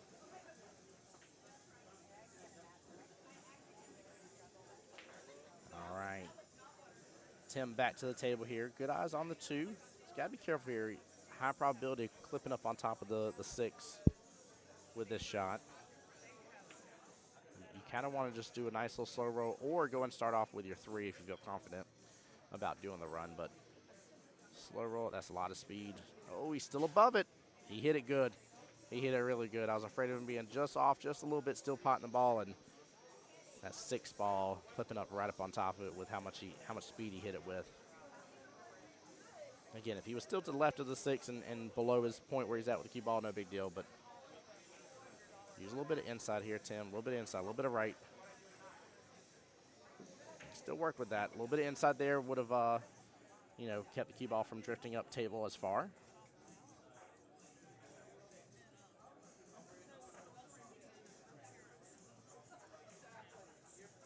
Going for the clipping on the 6. Nice hit. Cue ball is going to drift right in the window. Looks like it for the 3. Let's take a quick look here from the side view real fast. Oh, yeah. He's in a good window for that 3 ball. Really, really good. Now, he's got a tighter window for the 7. But honestly, again, I'm just gonna pot this a little bit of pocket speed here. Come off of the right hand long rail. Be able to take the 7 next here. Ooh. All right, guys. The Q-Tech raffle is on. The first one up for grabs here is the Synergy Truewood, the Mappa Burl 1. This one does not have a wrap. It is a 12.5 with 19-ounce Q, worth approximately almost $1,200 here. MSRP is $1,139.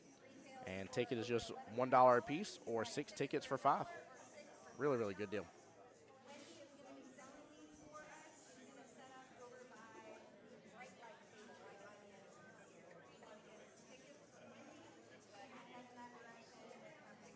Kelly's making the announcement to everybody right now about it. Ref being called to watch here.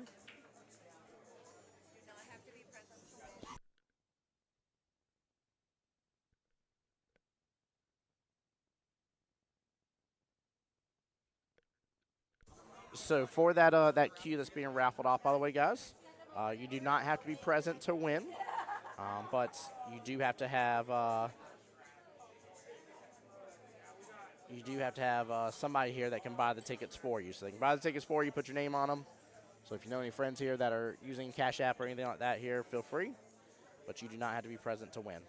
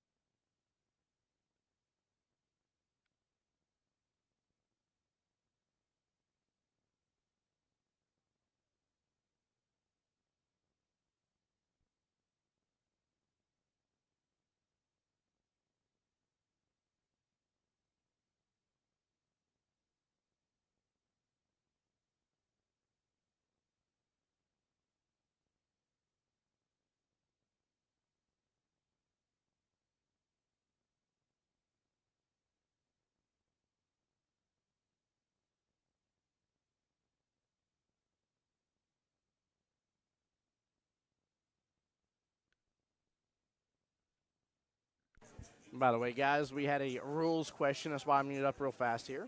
But I wanted to pull it up and give you guys the proper verbiage here straight from page 49 to 50 here from rules.poolplayers.com. By the way, I love how easy it is to search the rule book now. Accidentally moved balls must be replaced unless any of the accidentally moved balls make contact with the cue ball.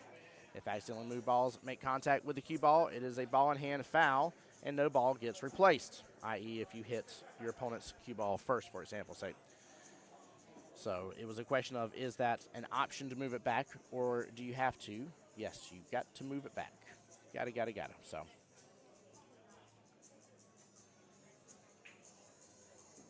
Can I get this here? There we go. It says if accidental movement occurs between shots, the ball must be replaced by the opponent before the shot is taken. So like you're getting down on your shot here, and you know, like I've seen somebody like get down and accidentally like roll another object ball with their cue by chance because they're over it, they're tree topped, right? It's got to be moved back before the shot gets taken.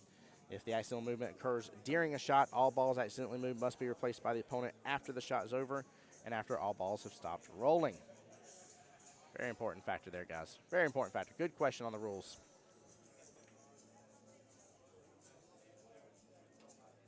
Kiara was talking about earlier, says, don't know how people have steady enough hands to measure that way. It's tough, man.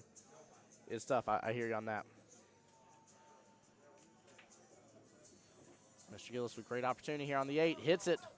Cue ball still rolling, but it is going to be good. Gillis getting on the board here. What a shot. And a powerful one at that, by the way, guys. Let me see if I caught the replay in time. I sure did. Look at this, man. He hit it with good authority here to ensure not worrying about the scratch in that top left-hand corner pocket. Ensure not worrying about the scratch in the right-hand side pocket as well here. A little bottom. And he won the day there. Very nicely done. Good hit by Gillis. Well played. 1-1 in the race to 3 between these two gentlemen. Current team score is still Team The Hit Squad with 1 win under the belt, up 2-0.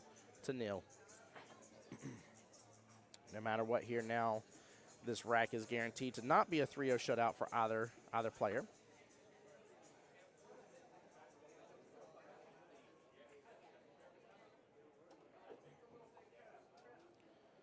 Shawn over there on the YouTube side saying, yes, sir. Yes, sir, indeed. It was a good out. Sometimes players hitting a little too hard and stuff, it ends up, you know, punishing them, but I like it on that shot. I like the authority. I like the fact he wasn't really going to rattle in the pocket either. It was going to go or it was going to jump out of there, right? I like the fact it was preventing the scratch. I think there was a lot of positivity from hitting a very firm shot, and that's coming from a player that favors a lot of times doing pocket speed. In most cases, I love using pocket speed, but in that case here, I think Gillis hit the nail on the head and obviously made it. And again, very, very big rack right there. That was an important one. Now it's back to an even kilter. It's kind of like they just looked at each other and said, let's only do a 2-2 race instead, right? You got to feel a little good after leaving from that, pumped up. Oh, scratches top right-hand corner pocket. Unfortunate.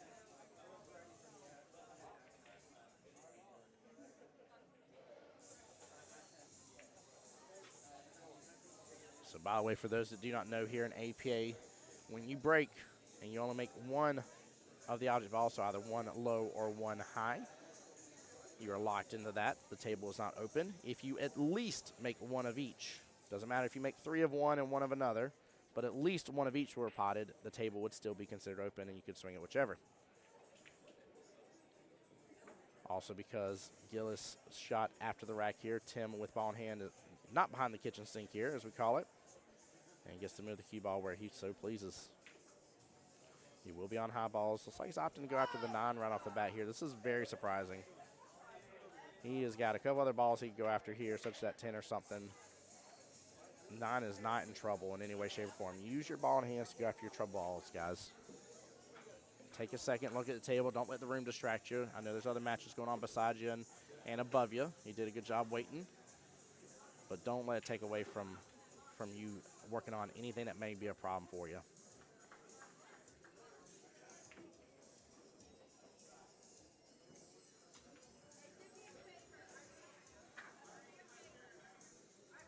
Oh, don't clip up on top of each other, and it does. Oh, man.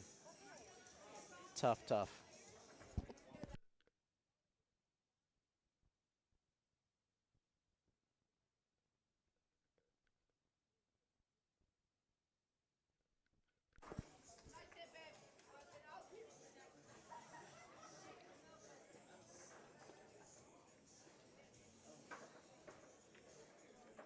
Tim stuck a little bit here. He at least has 11 ball.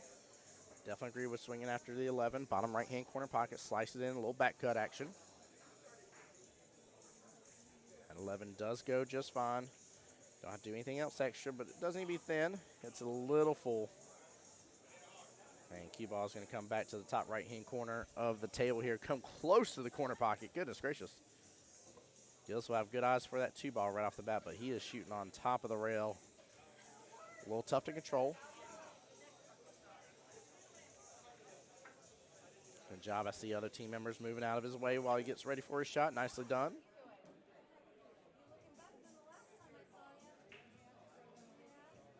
All right, Gillis has run potential now. Has good eyes on the 4 ball here. If he can be back bottom half of the table here, he'll definitely have the 3-1, but now he just put it in better positioning. He was like, I knew you were going to talk about those balls, Tim. I knew exactly what I wanted to go after here. He's going to thin the 3 first. Kind of like going after the 5 there first. Leave the 3 in case of. He is a fast shooter, though.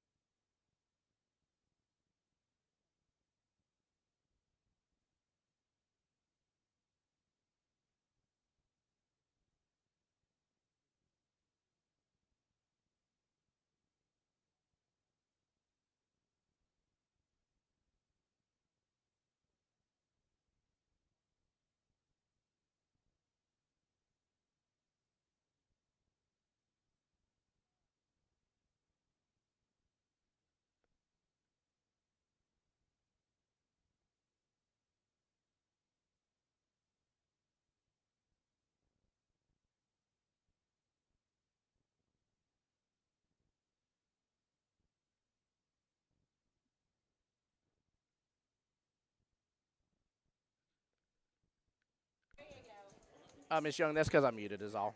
We had stuff going on around the booth. You weren't missing nothing, I promise you. I wasn't just blab mouthing. Oftentimes when you hear the the sound quit, it's just me muting my mic real fast because there's either discussion going on in the live near the sound booth or a situation's happening and somebody's wanting to ask something. So, yep, Chili knows what's up. There's some days that I ain't gonna have you guys having to deal with here and on the stream is all.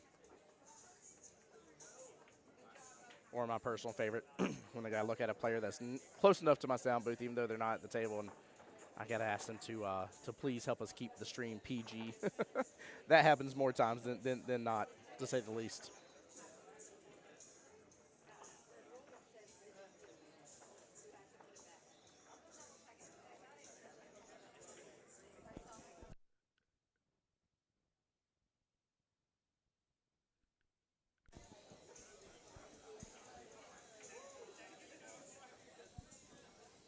All right, timeout with Tim Porter here.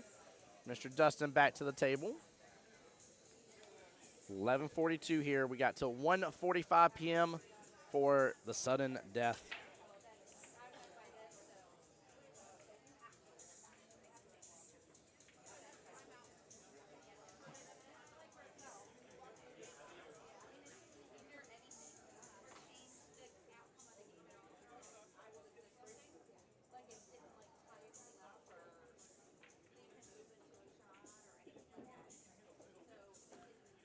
Tim really staring at this 15-ball left-hand side pocket. And I feel like Dustin might have been telling him to go after the 14.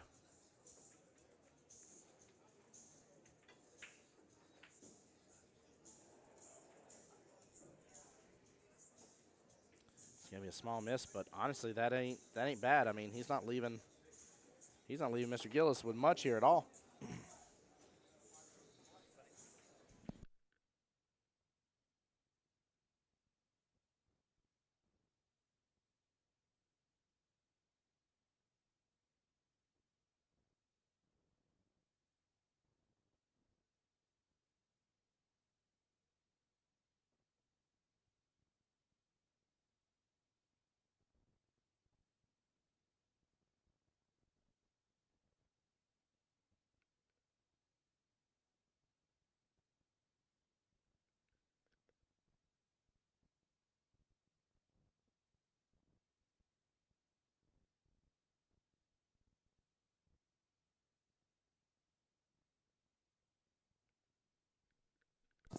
All right, sorry guys. Dolores says, let's go, son. Let's go indeed. Show them the love here. I feel like my YouTube channel is packed with Team Gillis over here. I love it. And again, Tim just off kilter, just ever so slightly here on these shots. Gillis is going to have a great opportunity here to win if Tim can't get this underway.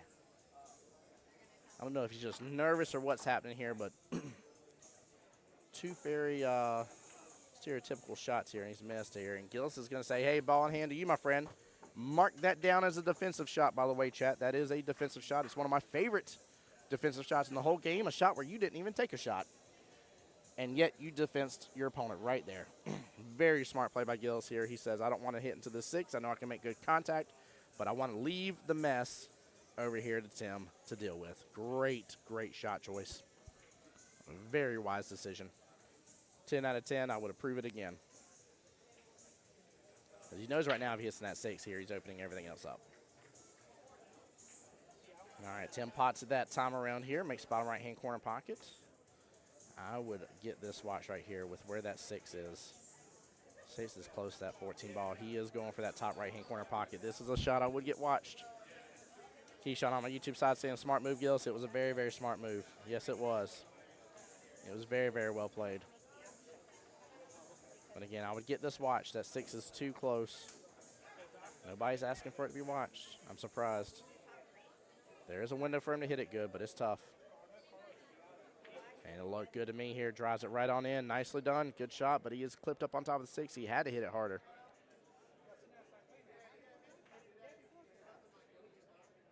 Hey, nice, Chili. I'm glad to hear that, bud. He says this is a pretty big APA tournament. This is big for our area. This is local here for Jacksonville. So this is our triannual tournament is what this is called. It's called triannual because it happens 3 times a year. And this is the tournament throughout the sessions that teams are trying to get to. And if they get this one and win in triannuals or the triannuals best of the rest, then they have earned qualification into the World Qualifier. That's the big, big tournament. That's the one that's once a year for your league area, and that's the one that earns you the right to go to Vegas. So, again, you're playing your session. You're trying to get in triannuals. If you win triannuals or triannuals best of the rest, you're in World Qualifier. You win World Qualifier, your butt is in Vegas in the fall time frame. It's one of the many roads to Vegas that you have as an opportunity for you as an APA player.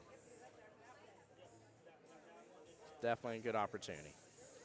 So, but the other cool thing about today is that, oh yeah, by the way, the really cool aspect is if you win today, you don't only get the qualification, but you get $800 in your pocket. So very, very good opportunity. Over this weekend here, there will be 19 total teams winning between 8-ball and 9-ball together. And there will be $15,200 given out in its totality this weekend. And, oh, in case that wasn't enough, there's a really kick butt Q-Tech Q on raffle right now as well with the Mappa Burl. It's almost a MSRP of almost a $1,200 Q. Tickets are $1 a piece or 6 tickets for $5. And, again, you don't have to be present to win, but you do got to have somebody here that has cash in hand to get the tickets for you, and they can put your name on it. Gillis was trying to ensure here he was going to get a favorable hit there, and it wouldn't be ball in hand. Fortunately, he hits really, really hard and fast here. Comes off that rail and does not make contact with the stripe. So ball in hand to Tim Porter.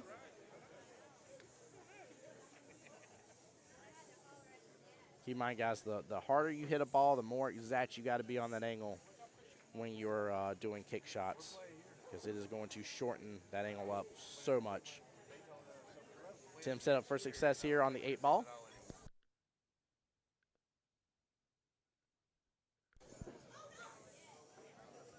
Eight-ball right-hand side pocket here. And the chance to get Tim onto the hill, and he does. Team shot callers will get their first team point.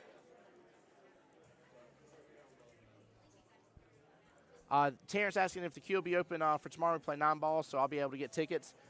Even if it's not, if I remember correctly, per the post here, it's actually 2 queues that are being raffled off this weekend. Let me double check here. Yep, 2 Q-Tech Synergy True Woods, 1 for 8-ball, 1 for 9-ball. So yes, Terrence, you will have a shot at a Q-Tech True Wood Synergy Q.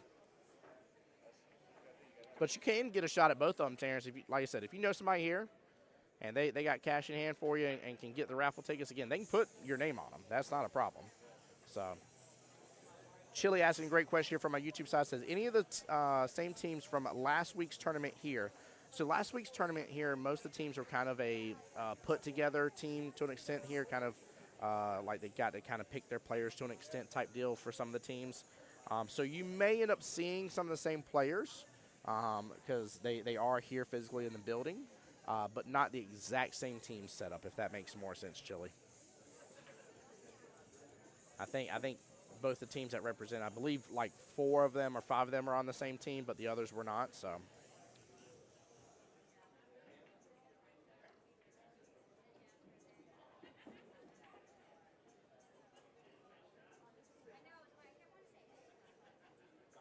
All right, Tim on the break here. Dolores, I'm not sure what you mean by that. But I know your team Gillis, though, without a doubt. 8-ball getting a little bit of movement towards the bottom half of the table here. Still going to stay in that kind of center line. And nothing on the break here. Really wide open opportunity here. Gillis is going to go and fire away here on the 13.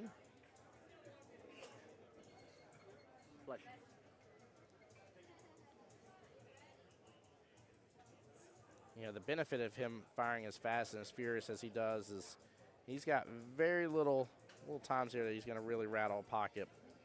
But I would like to see him get down and get an extra practice stroke or 2 in. I think that would do him good overall. Ooh, a lot of movement on that 8. I always get so worried when the 8 starts moving around too much. I will say, though, Gillis does seem to have a pretty good tried and true shot, though.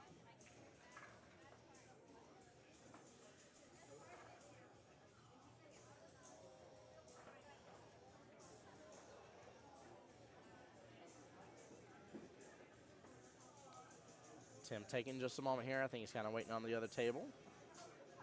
Looking at the 3-ball here, bottom left-hand corner pocket. Oh, you meant watching? Ah, got you. Okay, now I'm on the same page as what you're saying there. I was like, I don't know what waiting from Dallas by way of Louisiana means. I was like, I am so confused. That makes more sense. Laura's saying watching from Dallas by way of Louisiana. There we go. Well, I'm glad you are. Seriously, I love having family in the stream. It's good. It's really, really good. Yolanda's saying, good job, hun. Still in it. Let's go, babe. Yes, yes, he is. I don't have the specifics. It's tough to keep track of it, but I feel like he's got a little bit of a higher shot percentage of pot and balls than Tim does. But again, he just hits so hard. Now, he is on 8 foots, though. So, again, there's a plus and minus to that situation on both aspects. I like the fact, though, from a player standpoint, watch him play, though, I feel like he is somebody that does not second-guess what he should go after. There's a huge positive aspect to that as well. I'm a big fan of that. The more you second-guess, the less likely you are to make that shot, in my opinion. Oh, Tim going for defense here, but it books right over that bottom right-hand corner pocket, straight over that tangent line. I like the positioning of the one, though. One still in the, again, kind of center line of the table here, but on the bottom half of the table.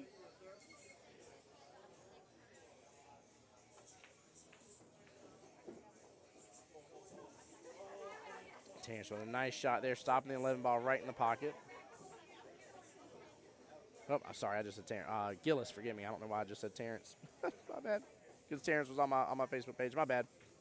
Gillis with a great shot there. Forgive me, guys.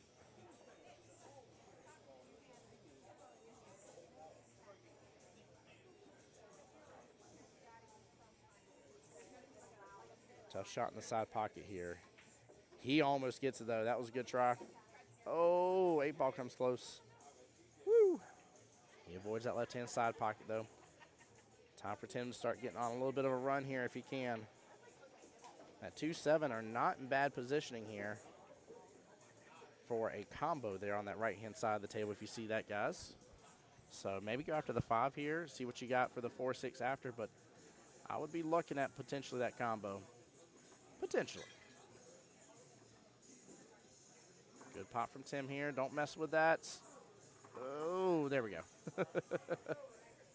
Very close.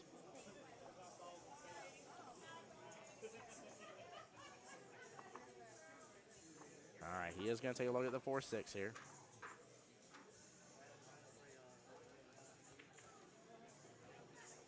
Honestly, he should be able to force follow through on this 6 here. Still pot that 4 top left.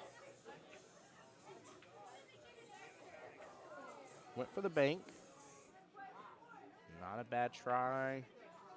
Looks like Gillis will still have eyes on the stripe here at the bottom, but he's going to go for that 10 ball. It's got a pretty good open window.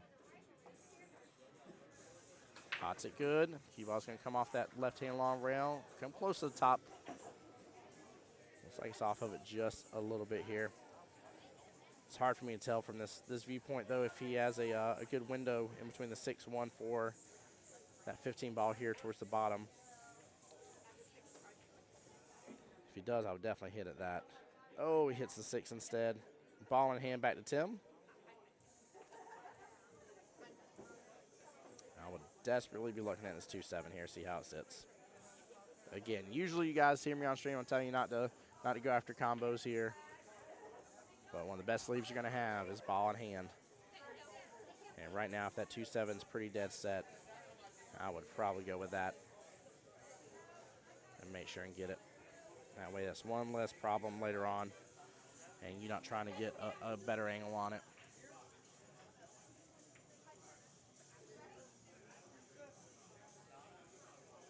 Plus, you got plenty of options here. Even if you use bottom on that shot and pull back too far, you still got the 6 ball.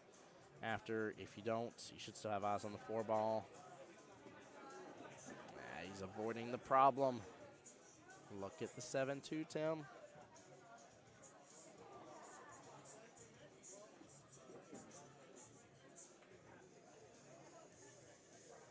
Momo there on my YouTube side. Team Gillis, let's go. Welcome to the stream here, Momo.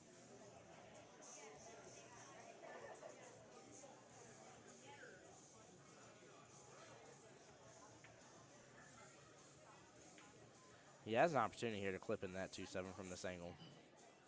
I don't think he's setting up for that shot, but he's slow rolling it. Careful to scratch.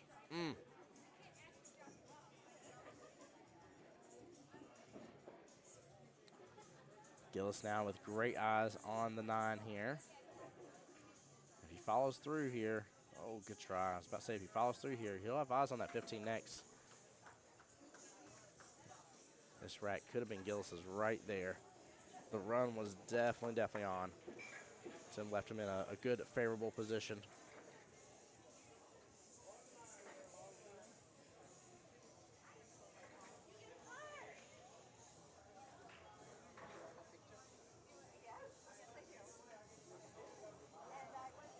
Shree over here picking up his beautiful She-Hulk Barracuda from the giveaway this past week.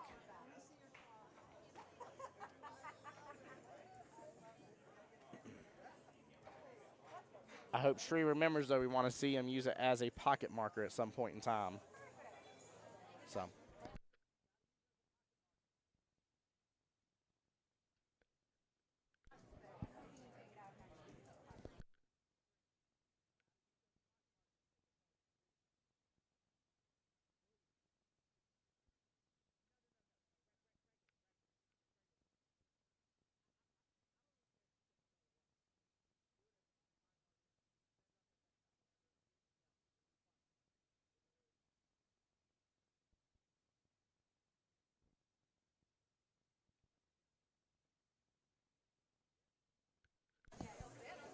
By the way, we were talking to Shree here with the little toy Barracuda She-Hulk mobile that he won. We were like, you got to set up as a pocket marker. You got to get a photo set up as a pocket marker. So, oh, YouTube side said Team Gillis going to take it all the way and go to Vegas. Well, they got to win this, and then they got to win the World Qualifier. So they got this tournament plus one additional tournament later on this year. Which I keep saying later on this year like it's really like, I don't know, that far away. But the World Qualifier for 8-ball is in May 17th. we're a little bit over a month away from the World Qualifier, but I keep talking about it as if it's like months away. It really is not anymore. Time is just draining on down for that. Oh, scratch shot. Clips into the 7 here, and it just sends it right on down. Ball in hand back to Mr. Gillis here.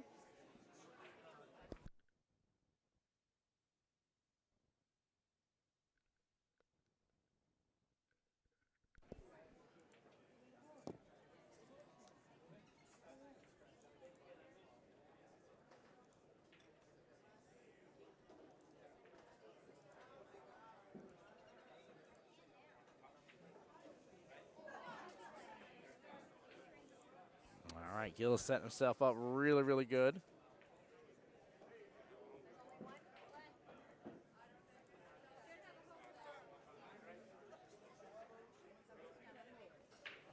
All right, a little bit of a tougher shot here. He's going to have to be careful how hard he fires this. That side pocket will come into play here.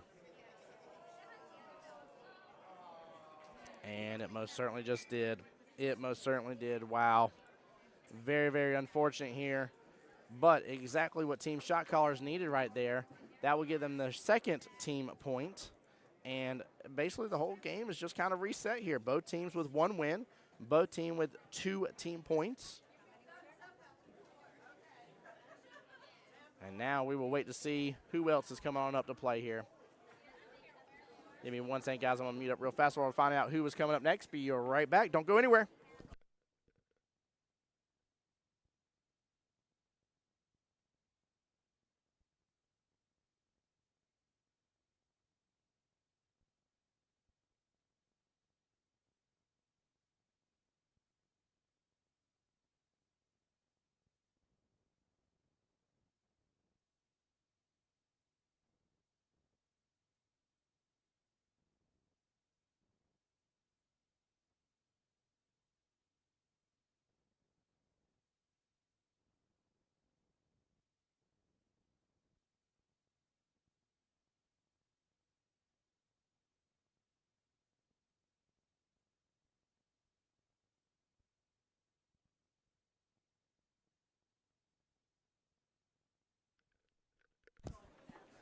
All right, I feel like Dara is up to the table. We'll see him bringing out cues here.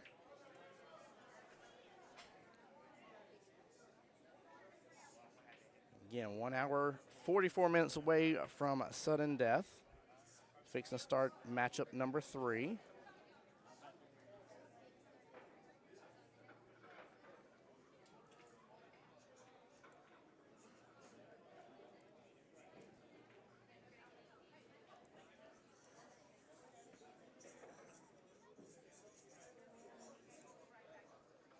All right, waiting to see who they're putting up.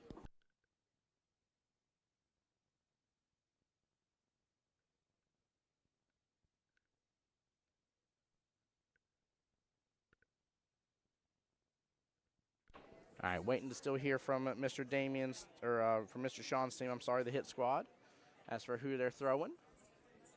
Tim's finding out for me. Appreciate him on that. All right, Mr. Shawn Duncan here coming to the table.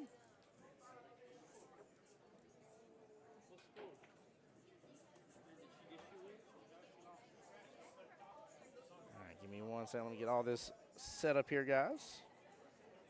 Ooh, am I seeing what I think I'm seeing? Oh, my Lancer, this is a, wow. This is going to be interesting. Oop, wrong one, wrong one.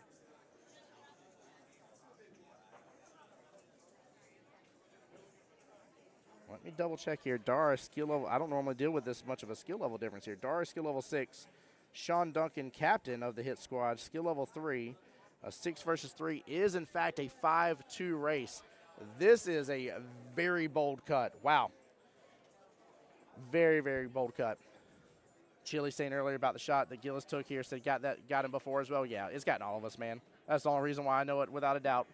I've been there, done that, got the coffee mug.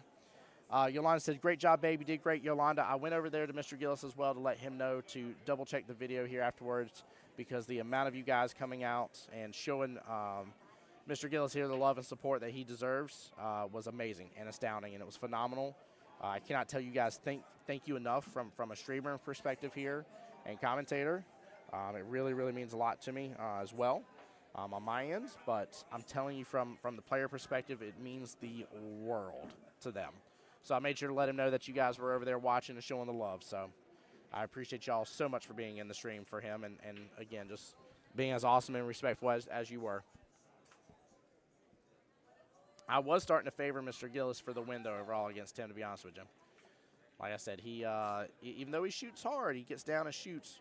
He doesn't have the negative aspect of overthinking his shots, right? That's something that a lot of us deal with. It doesn't seem like he deals with that a lot. He also doesn't deal with the aspect of, leaving things really hanging a lot of times as well here. It's going to pop in there pure, or it's going to pop back out and go somewhere else on the table. Sometimes, you hang up the wrong things there, like the 8-ball, for instance. So definitely can come back to bite you sometimes. And sometimes the 8-ball hanging things can be the best thing since sliced bread. You could end up taking over pockets, but I still was starting to favor him just a little bit over Tim there, and just unfortunate on that scratch. All right, Dar over here again at skill level 6. Bottom of your screen here right now, Mr. Shawn there racking skill level 3, captain of the team, the hit squad. This may be one of the biggest cuts that we end up seeing today, to be honest with you here. Normally there's not this big of a cut here, but this is a massive cut. I'm actually a big fan of it, because Shawn could very well, get a 3-0 against Dara here and end this in 2 racks. So Dara's got a lot to say about that, though, and Dara shoots good. So we'll see how it plays out. But the stress of if that person gets 1 rack on you and you knowing you need 5, that stress builds quickly. Very, very quickly.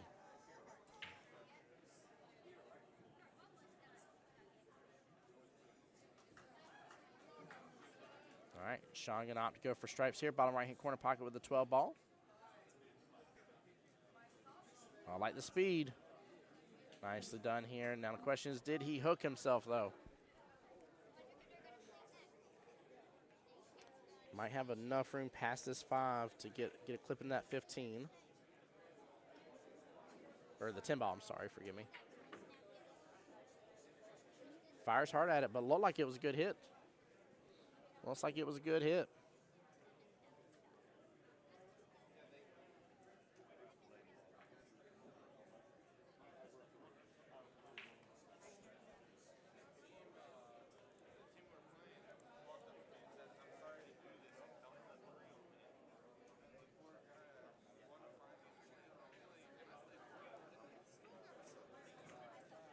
Good try by Dari here for the 6 ball, bottom right-hand corner pocket.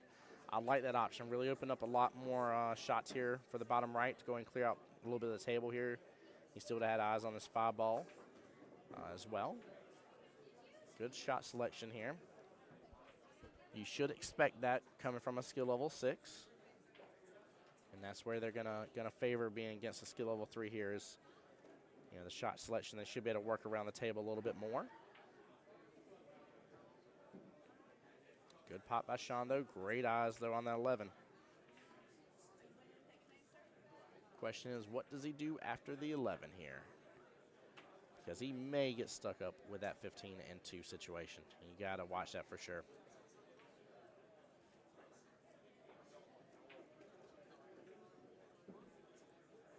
No, he makes sure not to get tied into it. Great shot. Nicely done.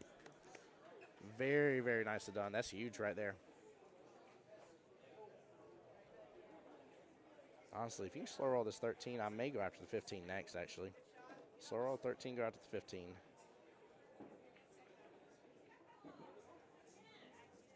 Hits it a little firm.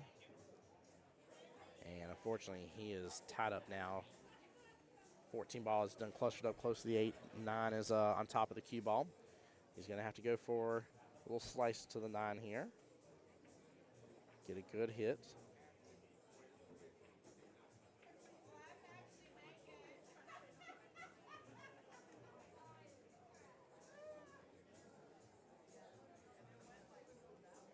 Not bad positioning for the 9 ball towards the bottom center of the table here a little bit.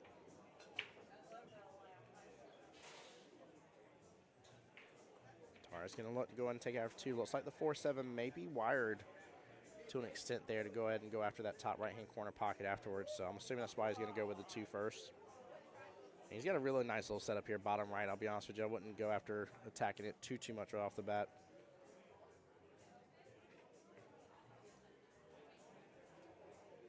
Oh, good try there on the 2. Rouse the pocket, though, but opens it right back up for Shawn.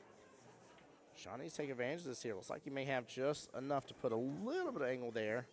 If he can drift on up, which if he's stretching here on this shot, may be forced to kind of drift on up, hit a little bit close to the top part of the cue ball.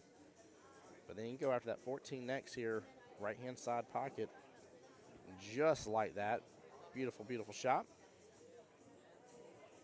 Hopefully he's pretty straight here to roll on forward. Go after the 9 next, bottom left-hand corner pocket. 8 very likely top right-hand corner pocket.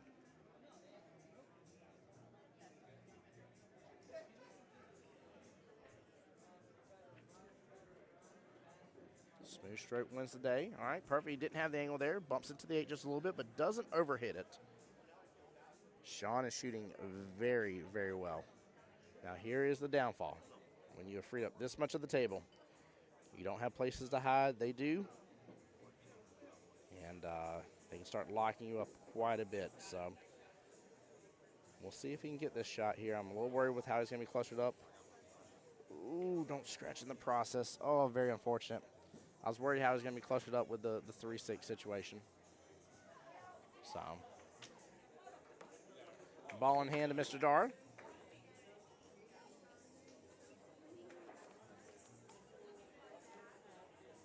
Chili asking, is the team race to 3? So the team race is the score right next to the team names there. Usually it's first team to 8 points or first team to 7 with 3 wins. Now there has been exceptions to that rule, so I don't always stick that rule wholeheartedly because of the way the scoring can go. But usually first team to 8 or 7 with 3 wins normally is the one that will win. But we just play till it's mathematically impossible for the other team to win at this point. In fact, with us being in third match over here, we could be in third matches on some other tables. There could be some score sheets showing up here very shortly.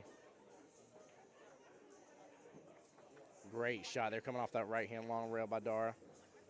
Very, very nicely done. Now, I can't tell. It doesn't look like he has much angle here, though, so you may have to finesse this a little bit. Probably a little bottom here, maybe a little bottom right.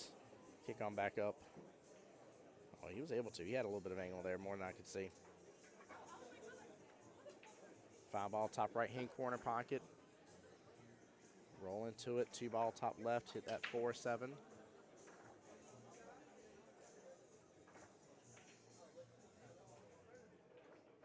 Oh, he's trying to get a clip into it. I feel like 4-7 is workable, though. I could be wrong. Could be wrong. Eyes on Shawn here. Bottom left-hand corner pocket for the 9.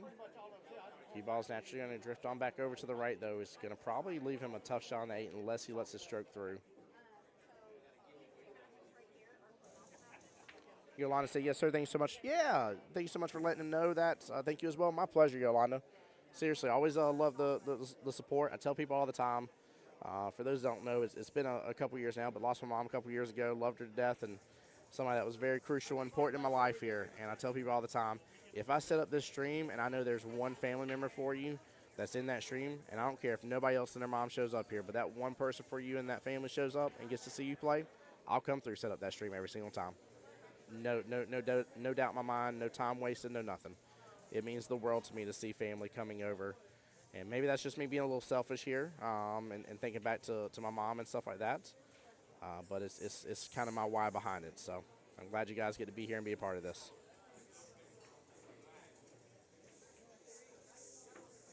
Ooh, hits a full.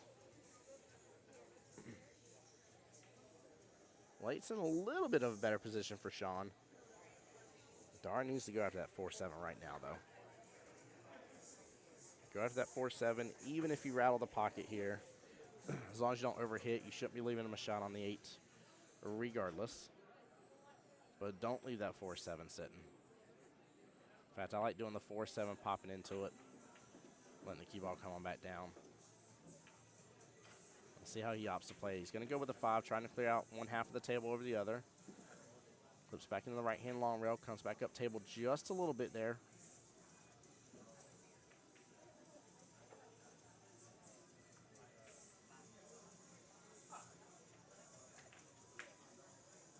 I wonder what he's doing here. Just opting to play defense. Damian here calling a timeout on him. Mr. Damian Rodriguez, skill level 7 as is Mr. Dustin here. Team Shot Callers actually has a couple heavy hitters here. You got Damian and Dustin, skill level 7. Dara here, skill level 6, and Mr. Eric, skill level 6. Then the rest of our team consists of Tim and Kiara at skill level 4, Jordan, skill level 3, and Mel, skill level 2. Now that we're on the third matchup of the day here, we've seen Miss Kiara, skill level 4, Tim, skill level 4, so that's 8. With Dara here, that makes 14 skill level points used out of 23 possible. So they will have 9 points left for the remainder of this here. But they got the numbers. Honestly, they can still play play one of their 7s they want to, and then play their 2, their skill level 2 Mel. So. Oh, great question there, Chili. Chili says, I know I've asked this before, but I forget, can you call safe while still making the ball, or would you have to shoot again if you make it while calling safe? Yeah, so it's only cue ball fouls, even slop counts. We talked about that before, Chili. So you pre-calling safe early on doesn't change any aspect of it at all. If you do pot a ball, even when you are trying to be safe and that was your goal here, as long as it was your object ball, you still will continue shooting because the ball was potted. But it doesn't matter if you call safe before or after with it here. The only thing I would say the benefit of calling safe is just from marking things appropriately on the score sheet. There's some scorekeepers don't know what a defensive shot is. It's hard to read some people's minds. Some things look like it works out, and you're like, oh, okay, they made that. They weren't going to play safe. You were like, well, no, I just wanted the ball to get close to the pocket. It just happened to pot, right? Like those types of shots. So it's always a great idea to tell them that you're going for that safe afterwards here. And Mr. Shawn has now struck blood. This is exactly how this did not need to play out. Team Hit Squad will automatically have another team point because if you look, guys, Shawn only plays to 2. He only is racing the 2 here. So Team Hit Squad will be up, another team point, be up 3-2 with the huge potential right now in this rack to potentially be up 5-2. And this would be a massive, massive win if he does. Massive win. This is the exact scenario I was talking about playing out, guys, that if this happens, man, you want to talk about the weight of the world on your shoulders. Luckily for Dara, he's tried and true, been through a lot of tournaments. We actually got to see his team win at the Southern Shindig that we were live streaming over in Zagales at Tallahassee. Very, very fun tournament here. And so he's been under pressure, tried and true again, like I said, but I would be worried. Just a little bit worried right now. Shawn chalking up good here, ready to get a hold of this rack, see what it does. Again, appreciate each and every single one of you guys for tuning in today. We'll be live streaming as many of the matches as we possibly can. And then we will be back tomorrow as well here. All right. Gets a little redo here.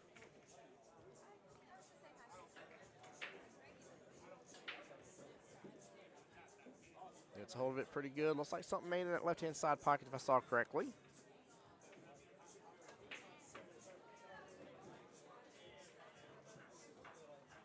So he is solids. He did pop 1 solid there.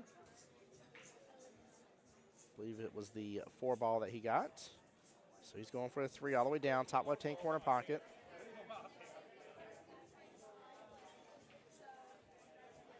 It's a little firm, but it is going to come off that left-hand long rail and drift on over. Not a bad placement for it. Dara will have some good run potential here.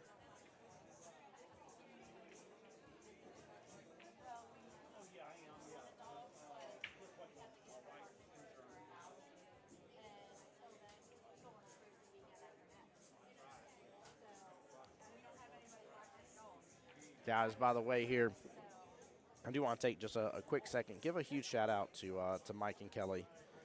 By the way, again, working in the office, I've gotten to see a lot of the behind the scenes. I always kind of refer to it like the Wizard of Oz, be like pay no attention to the man behind the curtain type situation.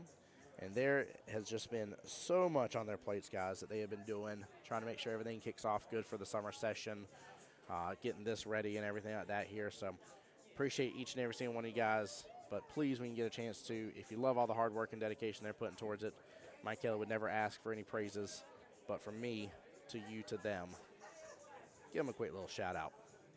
Show them the love, because it's a lot.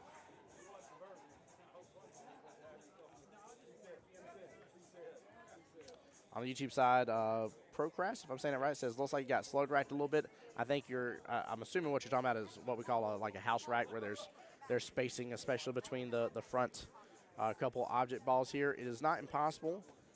Doubt there was any intention behind it here, but as always, if it does happen here, keep in mind you can take a look before you shoot. You can always request a re-rack as well as a player, and you can keep requesting a re-rack. I've heard people say there's a magical rule where you can only request it once per matchup. I've heard somebody say that that you request it 3 times total and then that's it. No, you can keep asking for it. If it's off here, you can keep asking. That's not a problem. So I'm sure every player strives to rack it good.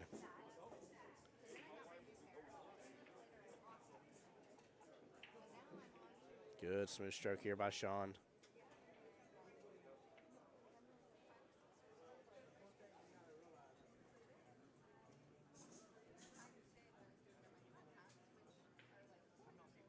Two, 1, and 7 there in that cluster to the left of where the cue ball is right now. 5 ball even close to it, but at least having a little bit of breathing room. Shawn going to do a great job here. Go off that bottom left-hand corner pocket first.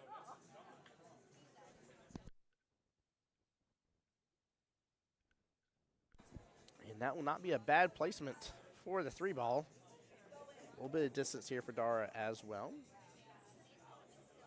He has eyes on the 9 or the 15 here. I was about to say, I'm assuming he's going to go for the 15. Got me a little bump into the rest of that mess, though.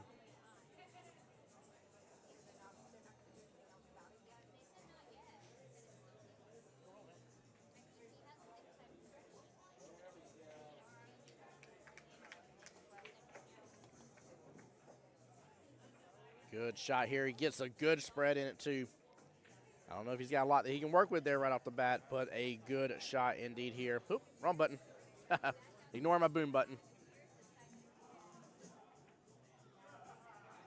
Hey, there's Mr. Gillis in chat. Says, appreciate all the love, family and friends. There we go. Give it up for him.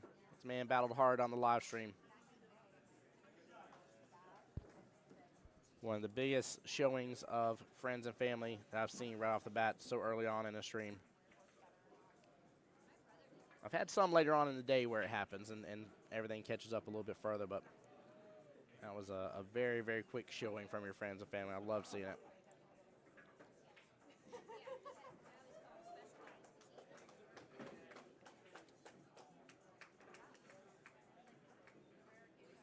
Dar's trying to work through in his head on this about how to get around for that 10 ball. No, he's going to go for the 10 right away.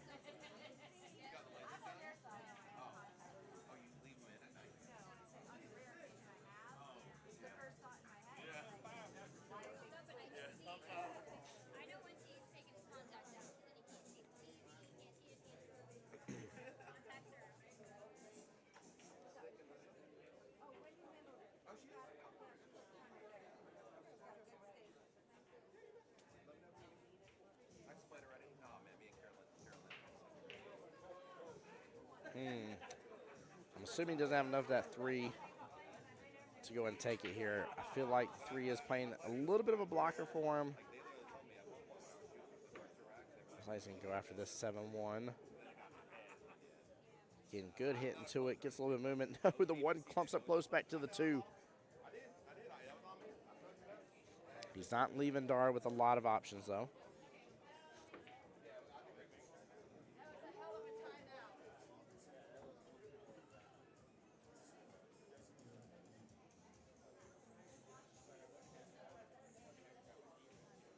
Guys, give me 1 second here. I'm going to check on one thing real fast.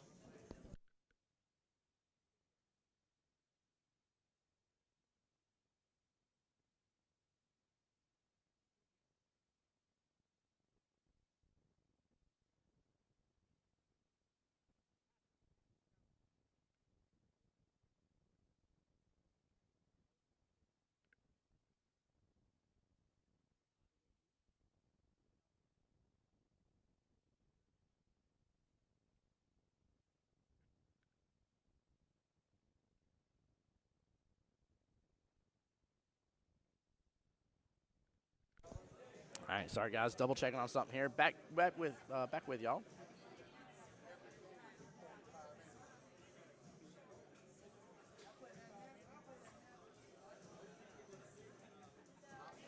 Dar with his 2 stripes there, just tied up close to each other. I have a little bit of the side angle here from my point of view from the sound booth, and there's a little bit of space between them, but it isn't like he can work with it much, to be honest with you.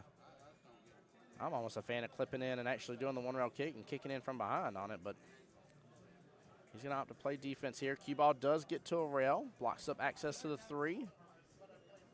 Even though he can see the 5, really can't do much with it, so it is going to force Shawn to come back downfield, and he at least is trying to get his balls in a more favorable position. This is where the pressure of it comes in, though, right? Like, you know, Dar's got to play super, super smart. When Shawn's playing chess here, man, Dar's got to be 6 moves ahead of him on the board right this second. Shawn looking really comfortable on the table.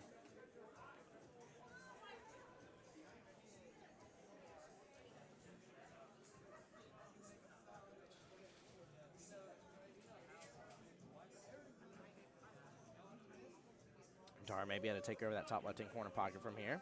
I like the speed. Oh, he puts it in a good position, though. Puts it in good position, actually. Now there's a chance for him to potentially make both those at the same time, depending on his angle that he has.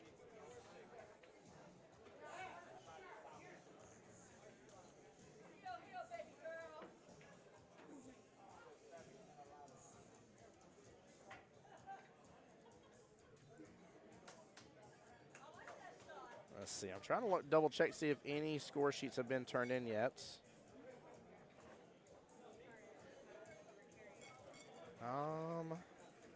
I don't see any teams being advanced on in the rounds yet, so it looks like we're still going. right this moment in time here, guys. As team score sheets get turned in, I'll try to update you guys on where each team is at. Chili 100% right there on my YouTube side said you shot great, Gillis. Unlucky on that 8-ball. Yes, it was. Yes, it was. It was the risk. It was the big risk.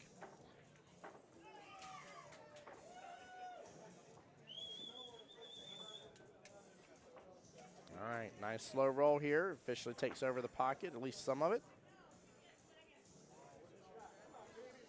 So Dara's going to be looking to do that almost same shot here again in just a moment.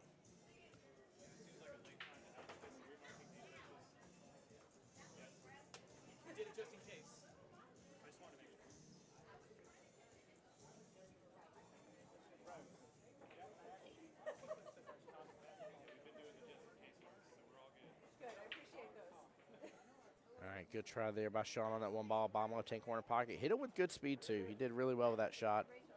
Just off on it just a little bit.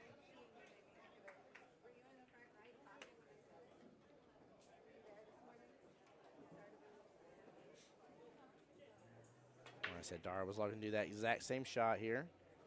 I actually like the fact he's off rail just a little bit here, down below the 10. And he may end up actually setting up perfect on the 8 here. There is an angle there for that cue ball to come back and slap right into that 1-ball.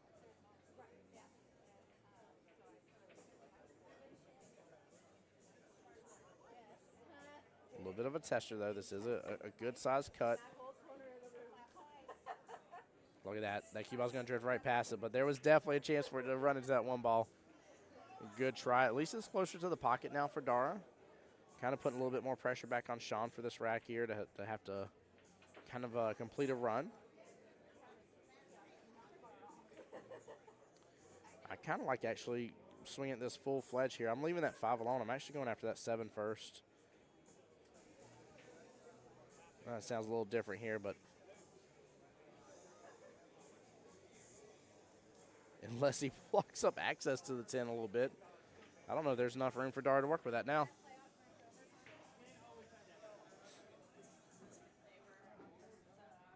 Looks like there must be just enough room. Dara's just playing safe here, going to roll into it gently. Yeah, he's just doing that just to keep command of the pocket. Well played, smart moves. But yeah, starting with that 7-ball. Again, I'm not saying that you didn't want to unlock a little bit of access to the 8.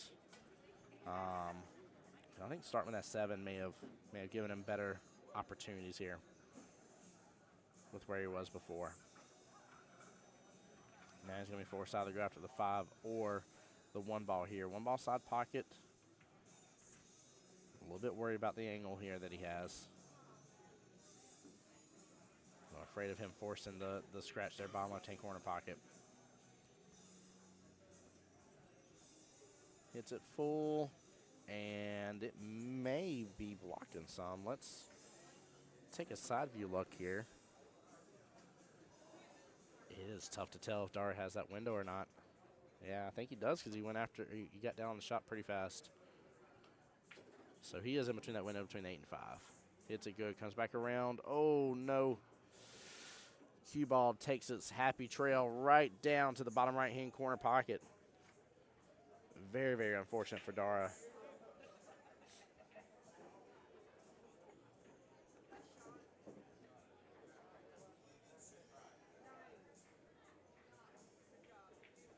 All right, Shawn with ball in hand here. Let's take a look at the table as it sits. Honestly, with how close the 7 and 1 are up to the 8-ball, I really think that I'm going to start with the 1, work my way to the 7, go with the 2, then the 5, then take the 8 last. Obviously 8 last, but that's exactly. I think I'm kind of working my way from down up. Looks like she's going to recommend the opposite here, 5 all, then 2.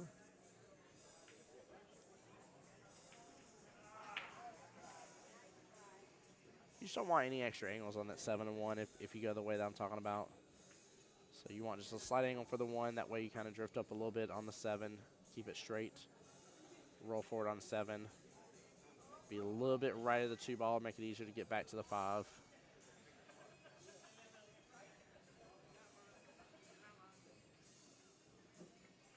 Yeah, not a fan of that. He has set himself up for a tough run here. Yeah. Procrast there on my YouTube side said agree with the 7. It's time to go and attack for the run. Yeah. Now keep in mind there is a big part of this, guys. We do got to keep in factor here. Dara skill level 6, Shawn skill level 3. That's why the race is a 5-2 race in this battle. So that is an important aspect here. But I still think the better call, no matter what, was to go after that 7 ball. Get the 1, get the 7. So now he's going to bump into it. Oh, he might get a favorable leave. You also got to slow down, and it does. Oh, my goodness gracious. Talk about the stars aligning. Wow. Dara is in deep trouble if Shawn gets ball in hand here.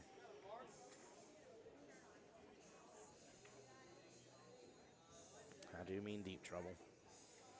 Dara needs to make a good hit on this. 7 ball is poking out from the right, so naturally you're going to want to go from the left-hand side. Dara using the mirror trick here. If you take a look at his left hand where he is pitched on the cue, right there is where he is aiming at with the cue ball. So that is his point of reference here.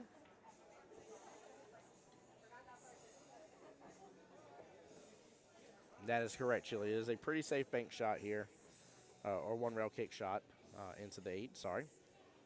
But you are right about that.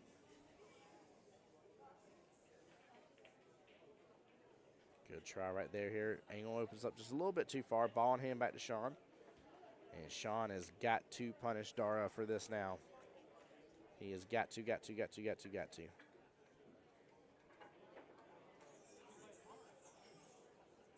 1 ball left-hand side pocket. Oh, he's going to go for the 2 first. You can go that way and go 2, then 1, then 7. But you just got to get right on the way that you're going to follow forward here. I think if he went for the 1 first, then the 7, then the 2, he might be a little better because now he's straight on. Yeah, he didn't force follow it. Oh, that's very unfortunate. Very unfortunate here. So he's going to clip into the 1 here.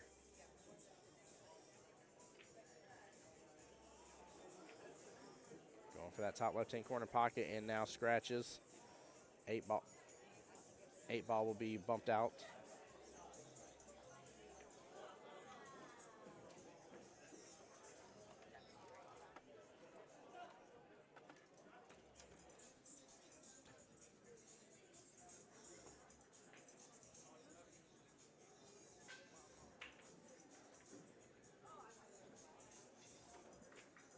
All right, nice smooth roll forward here for Dara.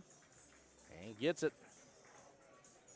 Dara will prevent the 3-0 victory here, but still has 4 more massive racks to have to go through to then get the win against Mr. Shawn. Tough situation here. Very tough situation. Again, Shawn adding on all that immediate pressure.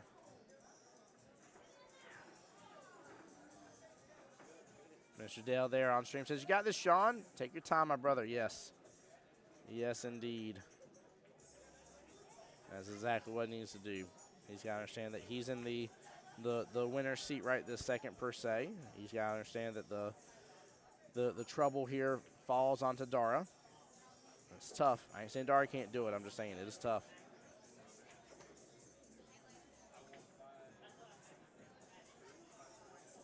Hey, Hugo, how's it going? How important a good timeout, yes. Yeah, that's why I was a little concerned with that initial timeout they took.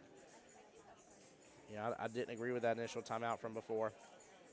Scratch by Dara, bottom right-hand corner pocket. Luckily, the 8 ball was not potted, so it is not a loss of game. Shawn will have ball in hand here, but be in the kitchen sink, so it'll be behind the head string. Lots of action, though. 4 solids here towards the bottom half of the table. Dale says he's on my 8-9 ball team this session. He's a good shooter. He's a good shooter. Which area y'all playing out of this session, Dale?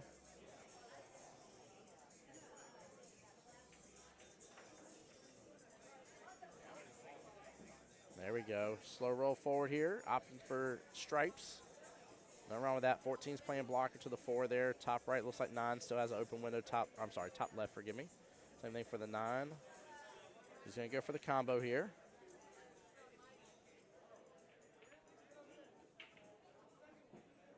There we go. Woo. And he has grouped up the 3 and the 14 together. Hey, very cool. Y'all playing out landing. Nice, Dale. Very good, brother. Well, I hope y'all have a wonderful session. Same thing for everybody else. It's the summer session, baby. If you're not on a team, what are you doing? You deserve an out, one night out a week at least. Go get on a team, be a part of it, have some fun. Pick your pool hall, let us know, and let us get you taken care of. Chili is 100% right on my YouTube. Says, Shawn's putting up a good fight. He is. 100% is. He's doing a great job. He's doing a great job. And, you know, if he just keeps his wits about him, man, like I said, Dara's in trouble. Again, him getting that first rack was was so crucial. You know, like if it was 2-0 right now, you know, Dara wouldn't be feeling any additional pressure. You may not see any issues with shot selection and stuff like that. No fear about maybe going for a little bit of a lower percentage shot versus another. Whereas now, you know, if he wasn't already, he's definitely calculating every little aspect he can. And that's a lot to ask from somebody. So takes the stress.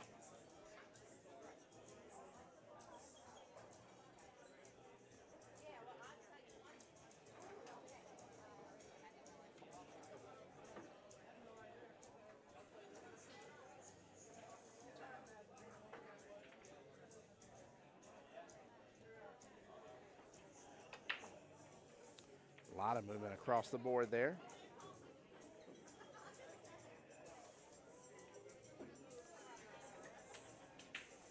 Dara will start his run here on the 1 ball. Doesn't really have eyes on much else. To be able to get a good pot. Nice little follow should do the trick. There we go. Comes on over, clips the 7 a little bit. He'll have some work to do on that 7-3 situation.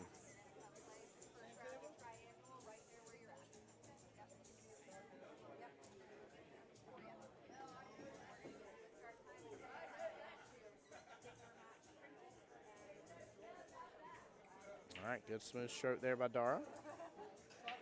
Keeping things simple.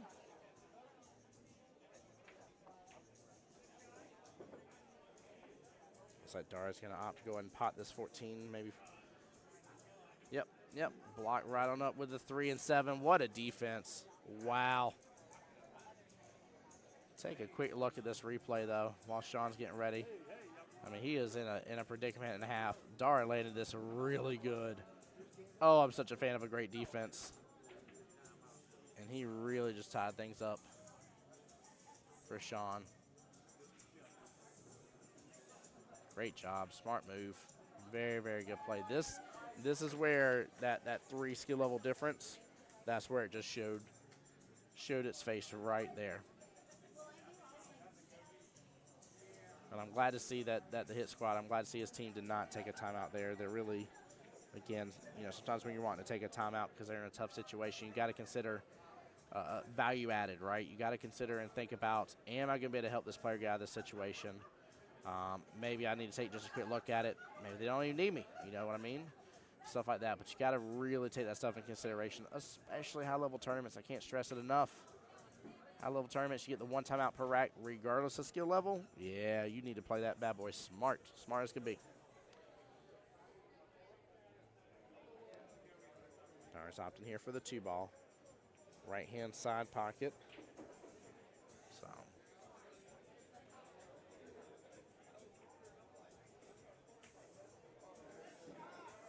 Rolls forward just a little bit.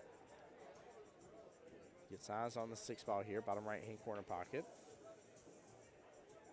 A little worried about his leave. More so worried about just the situation with the 3 and 7 down here. Hey, congrats to Who Dat. They just won their way onto the triannual board. Oh, nice. Kelly giving me a quick little update. So team Who Dat was playing their playoff match. This was for the Aloha division is what this was. And they have won their way on to the Triangles board. So their playoff is completed, and they will move on straight into Triangles. That's pretty cool. It's actually a really interesting way that the day is going to go for them. I like it.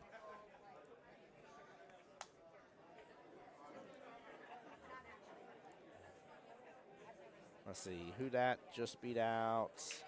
Oh, Mama and the Kiddos there. That's Ricky Lobb there, Miss Susie Pennington, DJ Westbury, Kate Dunlap, Mr. Drexler there, Mike Florio, MacArthur Joseph, and Chris Besnett, who is on that team and got the win. Congrats to them.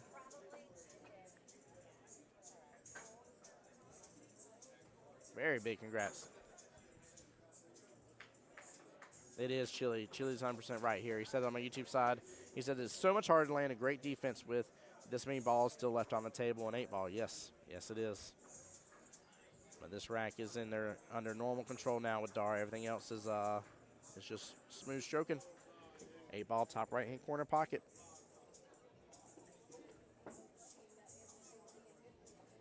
Yeah, I think he was trying to get straight on the 6-2. I agree with you, Progress. I agree.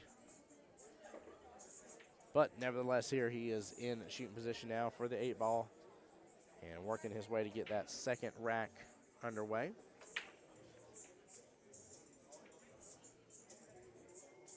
And, ooh, rattles it a little bit, but does get it.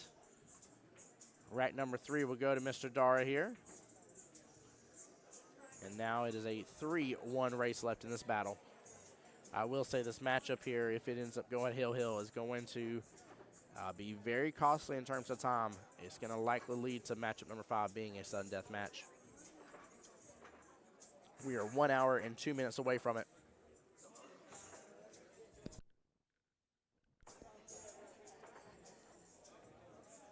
Mr. Tim Porter, who was on stream just a little while ago here, chiming in via the Facebook side. How you doing, Tim?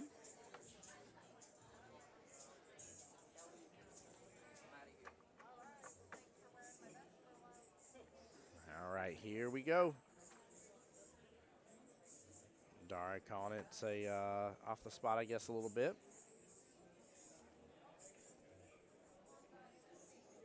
Would not be upset here for him if he ended up getting an 8 on the break. That would be a great, great way for him to really, really kick things into a high gear.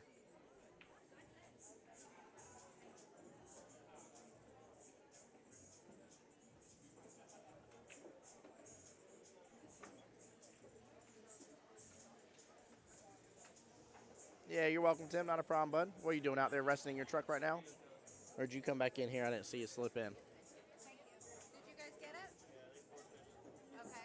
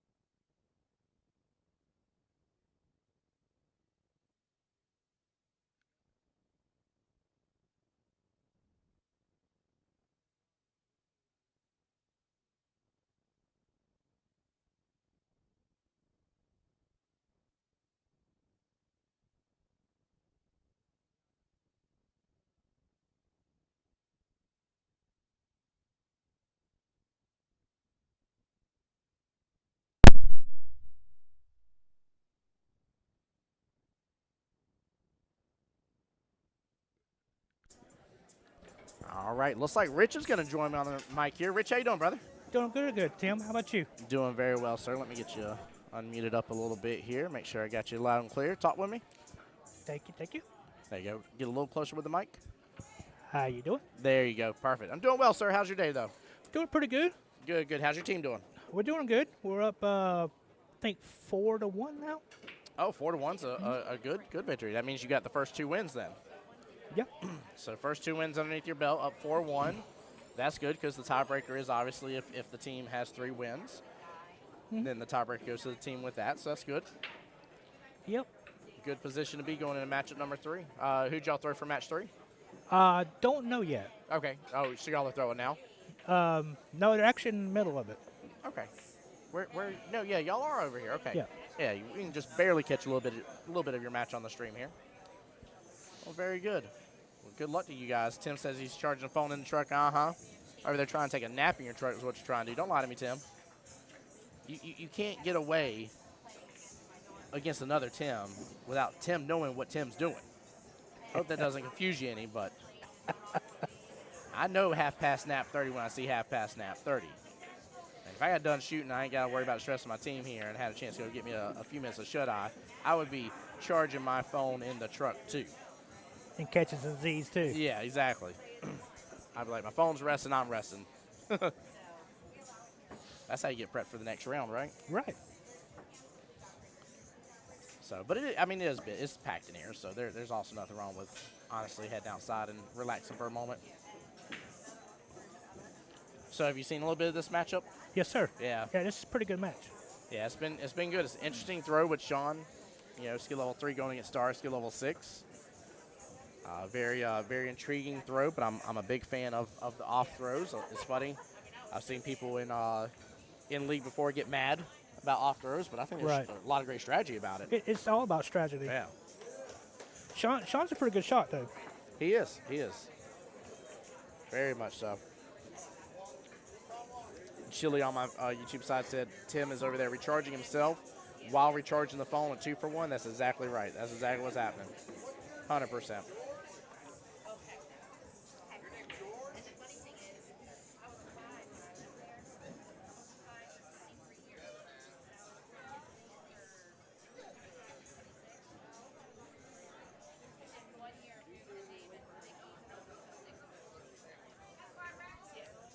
Tim said he did bring his pillow. That's funny. That's funny.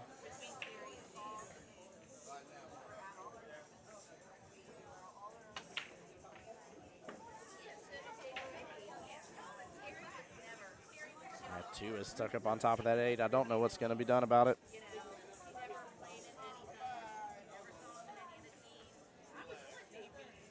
Yeah, that's a tough one. Yeah, I mean, he's got good run otherwise. He's going to pop in the 7. He's going to come back upfield, but he might be able to get an angle here to pop into that 2 in the process, though, if he hits this good. He did hit it good. He hit it really good. Nice shot. What a shot. Nicely done, Dara. Wow. That was tough to keep it on angle to hit it as good as he did and not be worried about where the 8 was going to get left. Especially knowing, again, your opponent's on the hill, right? Mm-hmm. Honestly, I'll be up front and honest with you guys. He must be handling the stress very well now, getting 2 racks underneath his belt, because I feel like the stress of this situation, he wouldn't have went for that and maybe risked messing up on the 8. So. But it looks like he had no choice to break it out. He needed to. Yeah. Yeah. It was his problem. Yeah. And if he waited too long, he was just going to do himself a disservice. I look at tables like this, and I don't know. Tell me what your thought is, Rich, on this. But when I look at a table, I try to determine the opportunity here for me to be able to. I'd take a determination on the table to determine, am I going to get back to the table, right? How good has my opponent been shooting? And it isn't me like saying they can't they can't run out. Anybody could, but it's a matter of just percentages. And if I feel like there's a high percentage chance I'm going to get back to that table, you darn skippy, I'm looking at that problem ball. Oh, yeah. And I'm going after that problem ball immediately. For sure. Oh, yeah. That's a smart pull. Yep.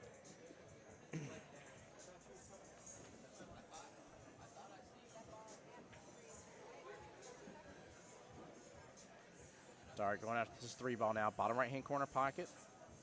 It almost looks like he's loading up a little bit of inside on it. He most certainly was. That was a great use of inside. Very, very good use of inside. Now it's just a question of how much room does that 1 have to go to that top left-hand corner pocket. He's going to stare at it for a second, but hopefully he's got room for it.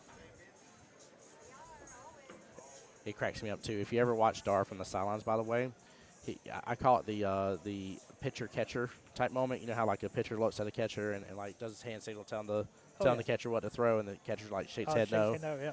Or the pitcher shakes head no, and then he does a head nod yes, like, yeah, I'm going to do that one. Right. If you watch Dar from the sidelines, you'll see him do that same thing where, like, he's looking at something. He's like, nope, that ain't right. And, like, you can just tell there's that internal monologue happening. Awesome shot there. Nice try. Yes, it was a good try. Oh, what a shot, too. He held it for that, too. Really good. It ran out of gas. Yes, it did. It was going to, though. I mean, these are 8-foot tables. So. Yeah, but some of them have a lot of speed on them. Oh, yeah, definitely. The cloth is still good and stuff. Cloth is still good. Well, important ball in hand here for Shawn.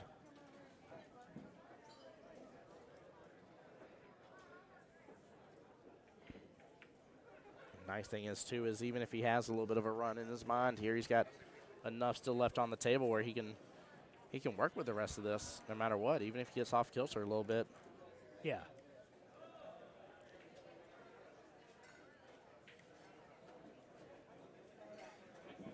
Good smooth pot right there.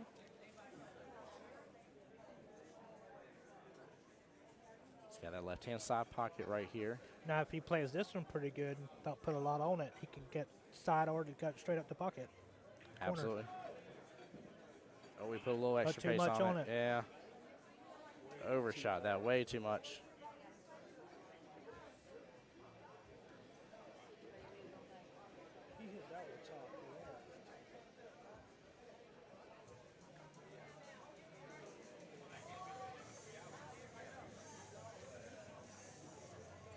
Now he's in a pickle here.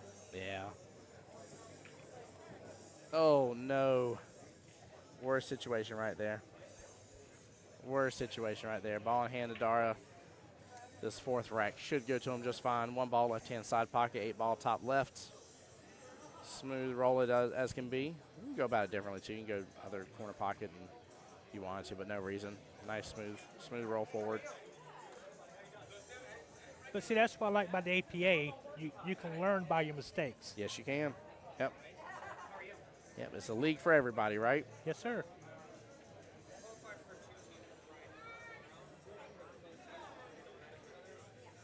Yeah, I agree with you. That is definitely one of my favorite things about APA is there's a lot of growth, a lot of potential. And forgive me, I definitely forgot he has that 2 ball still up on the table here. Sorry, he's going to roll forward on the 1. Sorry about that, guys.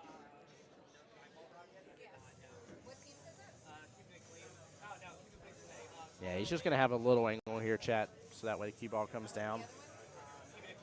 He's going to keep an angle on the 2, so that way he's still on the bottom side of the 8. But Yep. he's going to do it where he rolls down just a little bit here with the cue ball. 2 ball top right-hand corner pocket.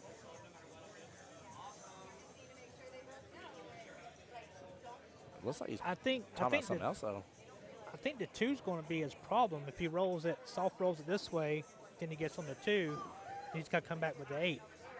If he feels comfortable with it, and I mean, it's tougher because he's got to get in a pretty decent window for this to work, but he could roll up 2 top right, then take 1 left-hand side pocket, but he needs to be well above it to where the cue ball is either straight with the 1 into the side pocket or where he's enough to where he can still get the cue ball downfield. But if he's parallel with it or something like that, he's in a predicament. Right. I think I would go with the 2 to corner and come up, follow it through and come 1 to the side, and you can stop the cue ball and go 8 to the corner. Yeah. Yeah, if he can get that would work out just fine. I still like this option here. So 1 right-hand side pocket. Cue ball needs to drift down, though. It can drift down quite enough here.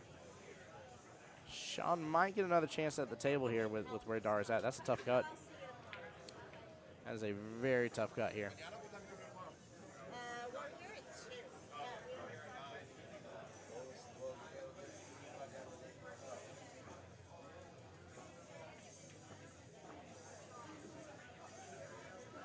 Yeah, good try there. Tough cut. Yeah. Yeah, that was one even knowing how good of a shot Dara was and everything, that was a low percentage cut. It was just tough. Oh yeah. And I mean, if you look to where the cue ball was left, because obviously he had to let it go. It was going to go between the rails. Where the cue ball was left here, you would have had an unlucky leave for the 8 anyways. So right, there was just no way you can get a shape on the cue ball to get back on the 8. Yeah. Cutting that ball way up there. Let's see if Shawn can rock and roll with this here.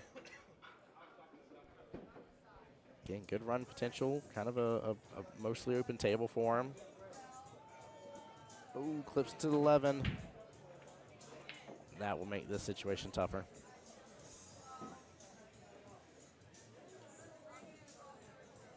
He's going to have potentially 2 really tough shots here.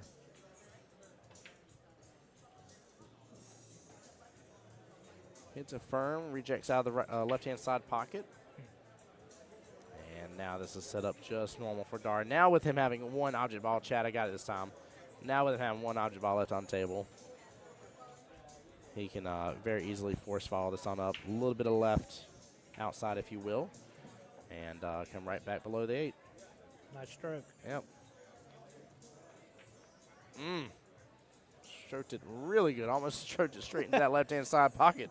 The ball kind of drifted away there a little bit. Yeah, it did. That's what I'm saying. I mean, it's the tables, they're kind of fast. Yeah. Yeah, these diamonds are kept up with pretty well, so. But yeah, you ought to see it if you haven't played on these bad boys here. By the way, I don't know if you have, but if you haven't played on when it's Neufeld Day, oh, my Lanta. We did that in man. QBall Heaven, I think it was. 9-ball heaven? Yeah, 9-ball Heaven. I'm sorry. And, No, you're good. They just refelt those. It was really, really, really fast. Oh, yeah. Well, good out by Dar there. Up 3-1. Race is now 2-1 left in the battle. Very, very well played.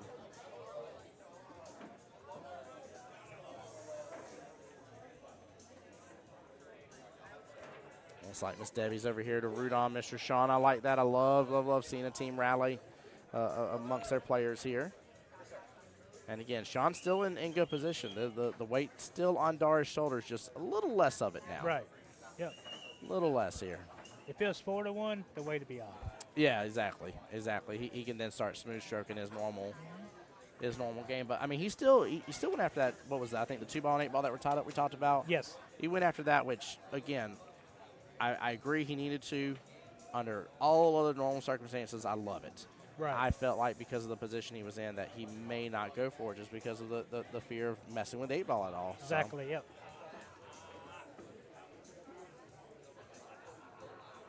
Oh, is that your team over there talking as if a match is over? Yeah. I think Okay. I think they got it. We didn't get it. Okay. So now it's going to be a little bit of a tighter matchup here. Keep in mind, sudden death is 47 minutes away.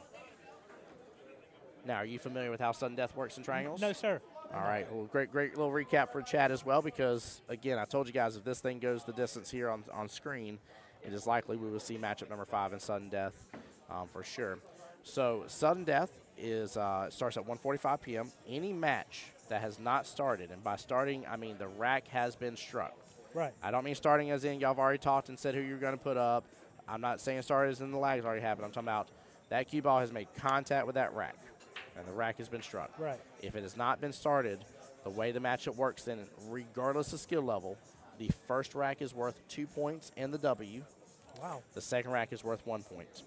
Okay. So, for example here, if you make it to where you know, if you think you're for sure gonna get into sudden death, and say you got your skill level 7 up on board against their skill level 2, well, normally that's a really crazy tough race for that 7. That's stupid tough. Yes. Well, in this case, it's more so really about that one main rack overall. Still potentially important about the second rack too. Comes down to points, but really that first rack is the creme de la creme, if you will. I went to Vegas in '99. Oh, nice. Okay. One of the cities. My first time ever playing APA. Yeah. And we did good the first semester. Came in first. Then the second one we came in second. We went to cities. In '99 went to Vegas, and I was playing in a match, and the guy was playing really slow on the shots, and all of a sudden it went to sudden death. And my captain kind of argued with it with the refs. They kept timing him for it, you know. Yep. And, but it went to sudden death, and I lost by 1 point in the rack. Yeah. Because of the sudden death. You know, some teams, I've seen teams where they focus their lineup feeling like there is, and I even asked somebody before too, I said, what percentage chance do you think it's going to be that's going to be sudden death? They're like 90+%. I'm like, wow. And they're like, yeah, so we do our lineup this way on purpose, so that way we don't leave like our newer 2 or newer 3 to be the sudden death champ that they have to be for us. And I was like, that's a smart decision. I was like, there is a lot of times sudden death happens. I don't know if I'd agree with you 90%, but maybe in your walk and in what you dealt with, it is 90%. Oh, you yeah. know? Yeah. I was like, but I like the fact that you have that in consideration, because I've seen time and time again where somebody will have somebody new on their team. It's their first session. They're newer to pool. Yep. And now here they are in the sudden death situation, and, they tell them what's What's at at stake. Yeah, what's at stake here. Right. Or they figure it out on their own, and you're like, dude, why did you put that pressure on them? Right. Oh. But see, a lot of people, all the pool players know if they've been in the game a long time. There's a lot of strategy to this game. Yes, there's a lot of Yes, strategy there to this is. game. A lot. It ain't just coming in here and shooting pool, and it's hard on the captain more than anything. Yeah. No, that's why I love the aspect of just playing smart, playing your pickup smart. I love the cuts as well. The cuts are huge.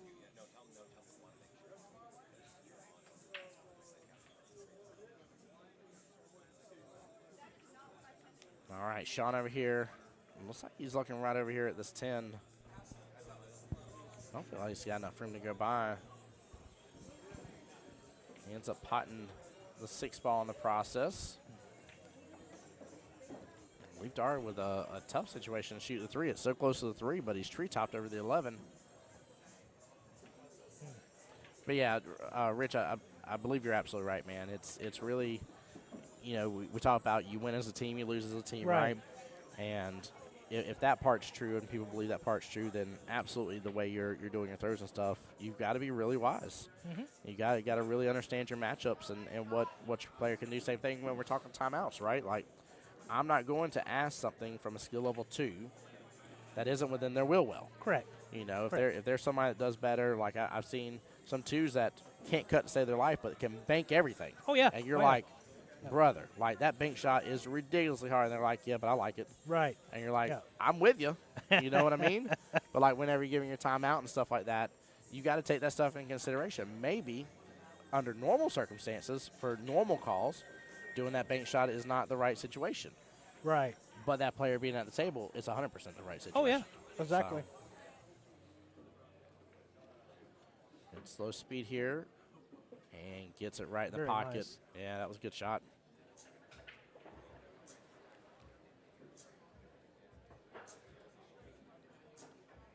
Kind of left him kind of on the rail. And I guess he got the 4 ball on the side. That's a very difficult cut. I'd be surprised if he actually goes to make it. I think he may just slow roll this and get it closer, because that Yep. like I said, is too difficult. Just like that. Boom, baby. Good setup. Very, very smart play. And guys, that's something that you gotta think about when you're shooting too as well. Start getting your balls in a more favorable position.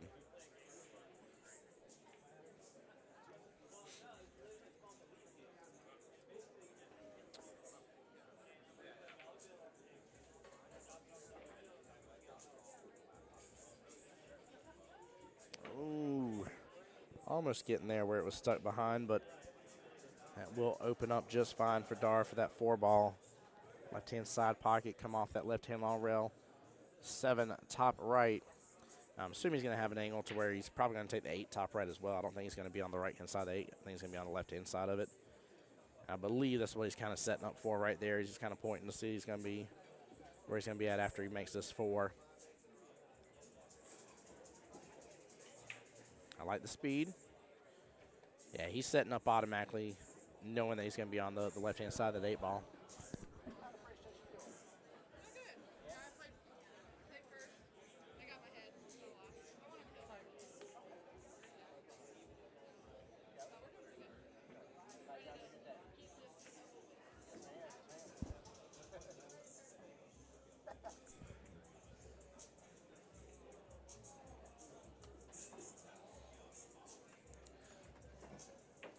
Have you went to Vegas, Tim? I have. I've been blessed to be to Vegas 5 times, if I remember correctly. Oh, nice. Congrats. Yes, sir. Yeah, it's been good, man. I've had a good little run with APA and been blessed to do so. That's why I don't mind as much being in the office like I am now, not able to compete in these high level tournaments like this anymore. But to say I miss it would be an understatement. So. Yeah, I was blessed to join the captain's team this session. Yes, there That you was go. first time. That was very fun. That's a great very tournament. fun. In fact, the tournament I just got done streaming this past weekend, the Orlando Invitational, was treated as the same format as Team Captains Tournament, but it was for everybody. So the Team Captains Tournament, you got to be a team captain and stuff. Well, this tournament for the Orlando Invitational was still the same concept. It was a max team of 8. You threw up your 5 players. You went from lowest skill level to highest. And then you started on 8 ball, rotated 9 ball, 8 ball, 9 ball, kept rotating until the team hits, the amount of racks they needed to win. But again, it was open to everybody, so it was very, very, very interesting to say the least here on how it was working. Very enjoyable. Yeah, I don't think are we full for this captain's tournament next coming up? I don't remember if it's been open yet for people to sign up for it yet. Let me see if it's. Let me double check the Jacksonville.apaleagues.com website. Tournament team captains qualifier number 2, 0 entrants. Yeah, registration is still closed. Mike and Kelly have not opened up the registration yet. So normally it'll be usually about a few weeks out or so when registration opens up. I don't have the exact date, so chat, don't quote me on it.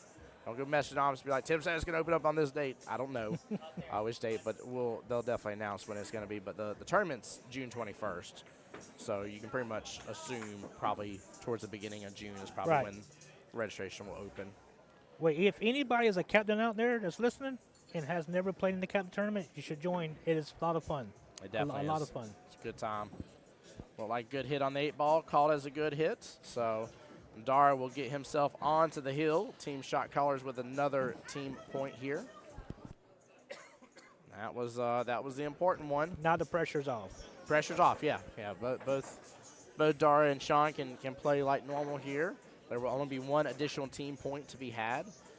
The big deal, though, is the win. This is matchup number 3. Both teams have 1 win each under their belts, so this will be what teeter-totters that a little bit.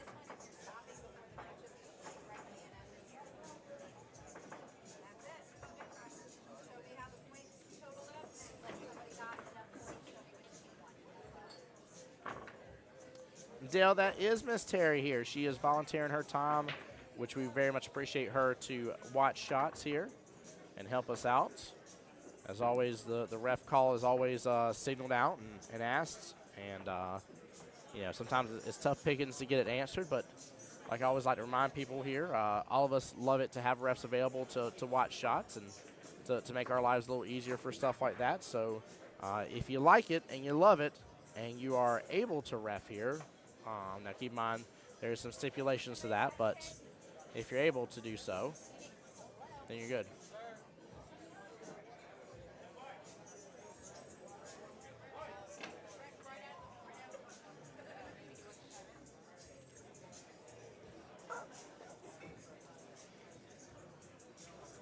I certainly will pass that word, Mr. Dale. Absolutely, sir.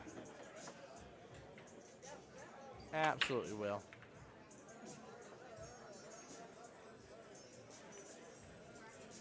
All right, last rack of this matchup. Again, it is fixed to be almost 1:10. We are T-minus 35 minutes and counting until sudden death. I'm assuming this rack will probably take another 5+ minutes, so it is very probable here. Matchup number 5 is going to be sudden death for this team here if we get to a matchup number 5. You never know what can happen because, again, we only play till it's mathematically impossible for the other team to win. Oh, good try by Shawn on that. A nice try. Yeah, it was. I think the pressure has reversed back to Shawn now. I think so, too. I think he understands that, again, what's at stake here. It won't be a big point-wise difference, but, again, that second win, if you pay close attention, I would say there's a strong amount of matches in 8-ball format that come down to that tiebreaker situation. So, nice, Dale. You played with Miss Terry over at Post 9 before you left for Blanding. Very cool. I like this star kind of mapping out the table here. Love that behavior. Now keep in mind the table is still open at that point, so him making contact with either high ball or low ball did not matter. Now that he has potted one, though, he is stuck on it now. Plenty of people don't realize that you can definitely do that. They assume that if you strike the 7 into a stripe, that because you struck the 7, Yeah. that you'd be stuck on being the low balls, and that's not the case. Right. Great shot by Dara. Yeah, he's free stroking a little more now. This is, again, nothing against Mr. Shawn. He's played a great game. But I would say when you start to see a player free stroking a little bit more and feeling more comfortable. Becomes problematic. Yeah, it's they're not rattled, you know what I mean? They're not in their head. They don't have to deal with the stress of those things.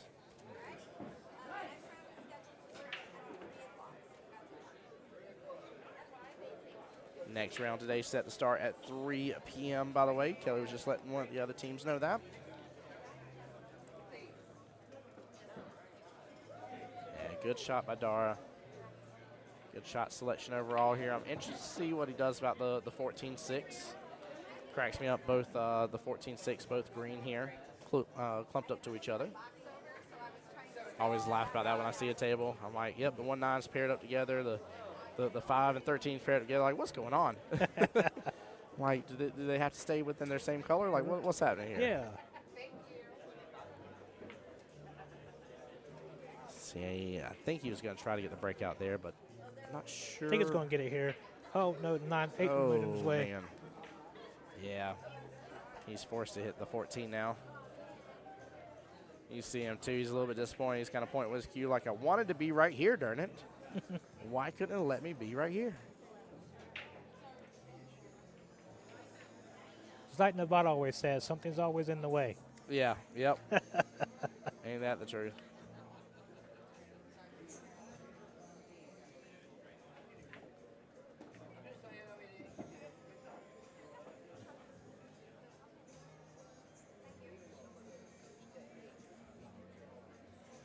Chili, I missed what you said earlier. Chili on my YouTube side said, yeah, it takes a little bit to go from I got to make every ball shot to I got to leave the table more favorable for me every shot. I struggle with that sometimes still. Yeah, it's a different mentality, right? Because you assume that the goal is you to pot everything in. But if you've ever watched some of the pool movies out there and seen anything, you know one of the greatest hustles in the game here is the old go and take 3 off after the break situation. Yes, sir. Right? And the guy takes him to church on that whenever it happens because the opponent kept freeing up so much of the table thinking he could complete the run, and then, you know, the other dude had nothing in his way. So, yeah, if you can't pot a ball or if you can't complete a run and stuff, you know, again, see if you can make something a little bit more favorable.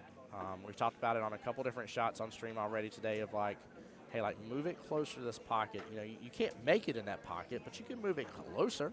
Like, even if that 6 was a little bit more in the way right here of him potting that 10 ball top left, for example, let's say the top right wasn't even an option. Right. You know, he could even still go into the rail, maybe bump the 6 down a little bit and just get his ball closer to the pocket. There's nothing wrong with that. You get within a diamond's distance from the pocket, you have greatly increased your odds of making that ball. Oh, yeah.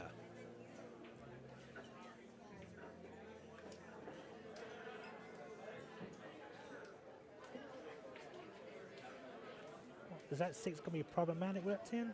I don't think it fully is. I think it's a little bit in the way. I don't think it's fully in the way. I think it just makes it a tighter window and tougher, but I think he's got a clear sight to it. But he can make it problematic for Shawn, though. Yeah, oh yeah, he could definitely take over that pocket. There he went, right there. Yep. That's not going to be a bad lead. No. Yeah. It wouldn't have been bad, too, if it would have hit top rail first, then 6, and then drifted his happy butt right on into that corner pocket. Right. Shawn's going to opt to go all the way downfield. I don't like this. I really wish he'd go after that 3. Yep. Long distance here. The 3 would have tied up the pocket if he wouldn't have made it anyway. Exactly. Little two-way shot there. You miss it, you're good. You make it, you're good. Like all of it's definitely makes a big difference. Big difference.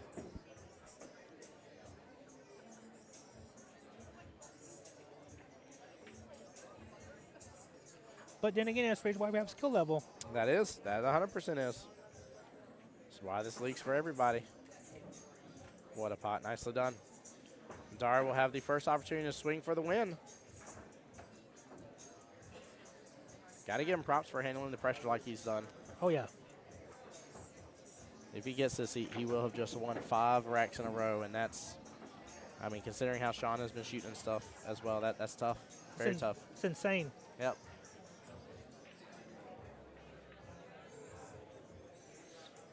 And now the pressure was on Shawn. And now I think earlier matches, Shawn, when they went all the way down the table, I think he would have actually went for the 3. Yeah. But Shawn's just desperate to sink balls now. Yeah, he's feeling it. Good try by Dara. Now here's where Shawn's got to play the smart game. He's got to say, if I had ball in hand and I was Dara, where am I putting that cue ball to be able to make that 8?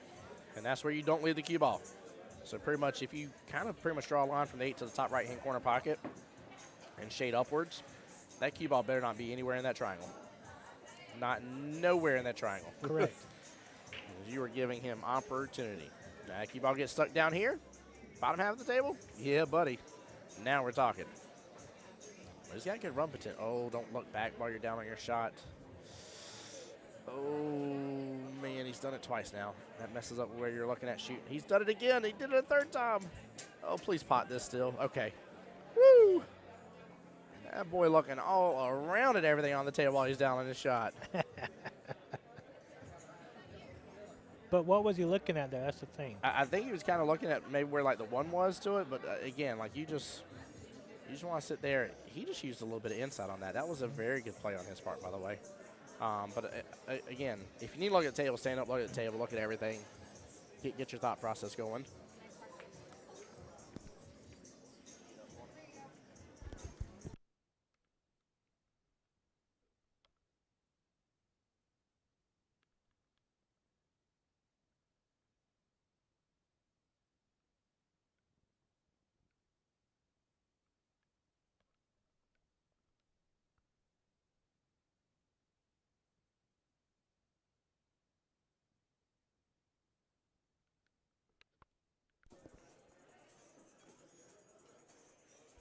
All right, Shawn's in great position now because he's got to be downfield. Hits it a little firm. Bump the 1. Bump the 1. Now you can put a little bottom on this one and bring it back to the 4. Oh, no. He's going No, to he's do gonna 4 get the ball 4? first. Yeah, 4 ball first. Hit the right-hand side of it just a little bit. He's got a 1 left-hand side pocket. 8 bottom left. This is tic-tac-toe, baby. Don't overhit this. Oh, he shot it hard. Oh, he shot it way too hard. He can still work with it. But now he's setting up tougher for the 8. Oh, yeah. You can tell his adrenaline is going. Like he's already potted some good balls, and he knows he can make this. He knows he can make this happen. Crunch time.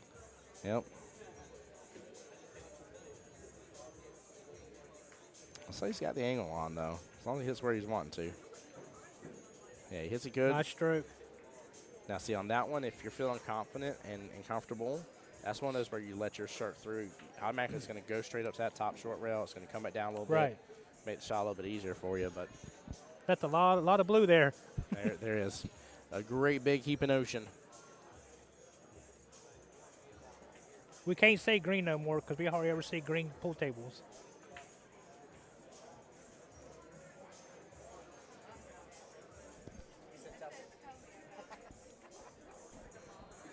Oh, man. And that's something though, Tim. You hardly ever see green felt tables anymore. Yeah, green's gone the wayside here. Gray was picking up a little bit more popularity. I think it was because blue was out in a lot of places. So some places really only, when they need to get refelted, they only had gray as a main choice. I'm a fan of the gray, and everybody knows it's because of the TV. But also from my eyes, when I'm on the table shooting, the gray with the color of the balls seems to pop better for me. Right. And makes me feel really comfortable. So speaking about feeling really comfortable, by the way, Miss Debbie over there giving Shawn a nice little timeout, getting him to calm down for a second and relax. Look at that. He's even waiting for the gentleman behind him right there. Smart play. I have actually took timeouts. I didn't need a timeout just because you need to break yourself off. You know, get off that pressure. Yep, 100% do. 100% do.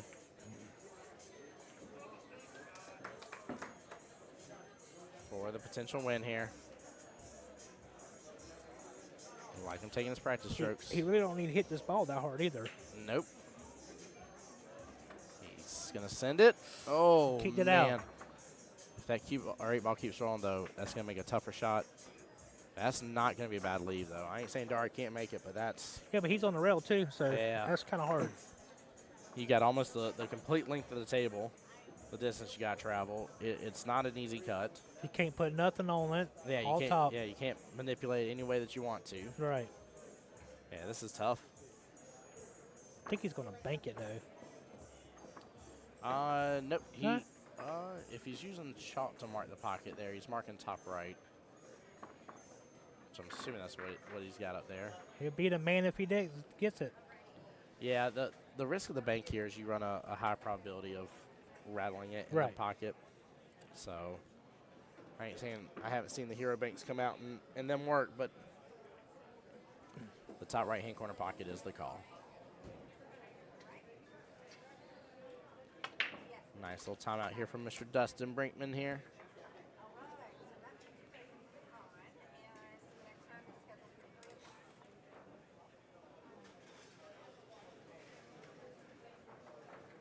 Yeah, even Dustin's knowing it's it's a tough one.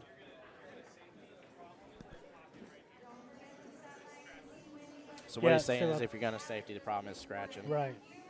We've got a Q-Tech Century Truewood Mountain Whirl. It retails for over $1,100. $1 a ticket. $700 ticket for $1 a ticket. 6 tickets for $5. Make sure you check in with Wendy to get yourself some tickets. You do not have to be present for winning.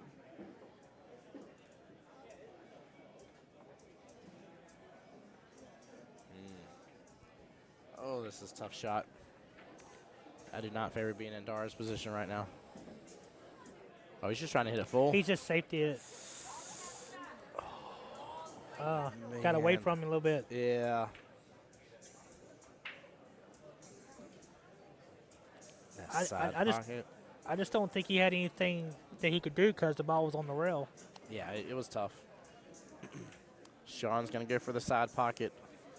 Now, that there's a very important trick to this shot. Do you know what the trick is? No, I don't, sir. Most people tell you don't go for the shot. You go for the bottom right-hand corner pocket. Yeah. But if you are going to go for this shot, the real trick here is that you assume that pocket's like the game of Hungry Hippos where the hippo comes out and jumps out Right. and eats a little marble.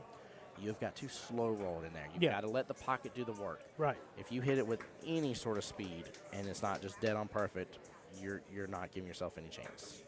This is a slow roll pocket speed situation. Actually, I would have brung it all the way down the corner. Bottom right-hand corner is what most Yes. people are going to tell you to do. That's the real trick of this. But if you got to go after that side pocket, that's how you're going to do it. And he hit it with the right speed. That was a good try. Dar back up now. Nail biter chat. We're not even not even towards the end of this entire matchup between these two teams. Like it. I have to slip both these guys 20s there and tell them they're making good TV for us, right? Right.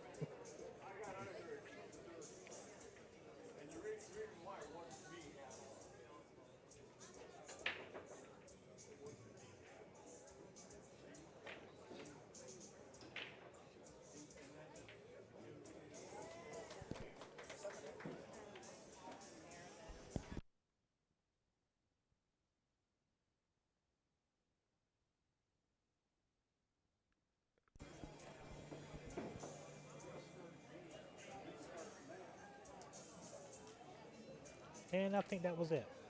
That sure was. Oh, I didn't even catch it.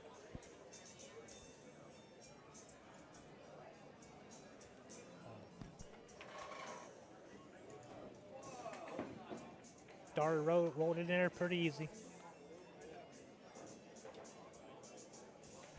All right. Well, because I already gave the point for being on the hill for both gentlemen, shot callers will now officially be up 4-3.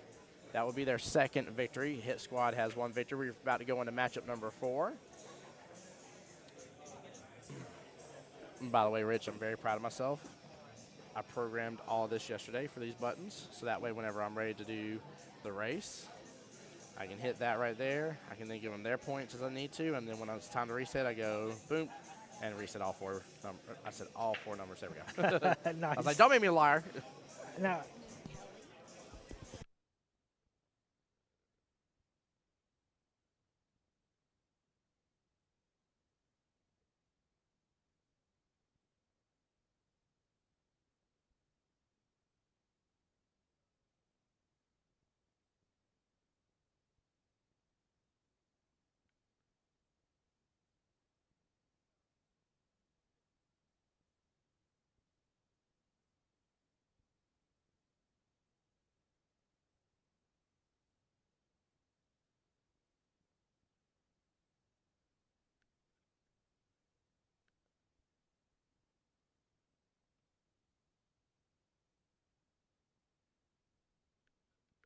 So unfortunately, guys, what we're being told, and again, the team's double checking here. Just keep it out of my hands. But it seems like the hit squad will not have 5 members here. They'll only have 4. Because of that, here matchup number 5 will be a forfeit. This is a high-level tournament, so the forfeit, all points are awarded. So, for example, in 9-ball, all 20 points are awarded. In 8-ball here, all 3 points are awarded. For that. So team shot callers, because matchup number 5 would be a forfeit, technically this should be over here. Again, we're going to give them just a moment here to double, triple check to make sure everything is on the up and up here. Again, I said I'll let Kelly talk to her for just a second here.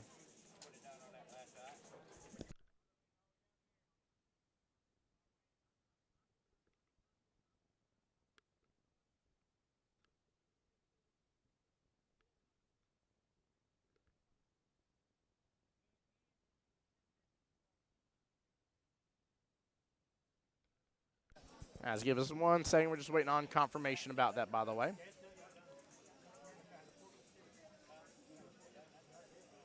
While we're waiting here, I'm going to refresh, double check, see if we've had any more score sheets turned in. Oh, Team AM or PM got the win against Perfect Shape. Perfect Shape will move on to the best of the rest triangles here.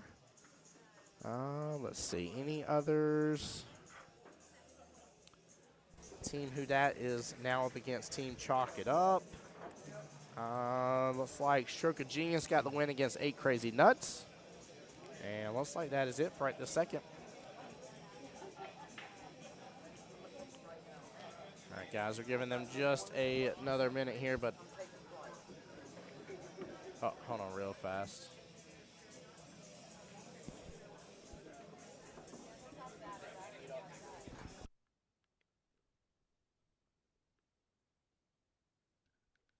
Perfect. Dar's right. No practice on the table, so 100% here. Yep, that will be it. All right, guys, with that being said here, give me just a moment. Let me see what we're going to do. I'm going to mute up for just a second. Don't go anywhere, but let me see what we need to do, guys. Be right back. 1 moment.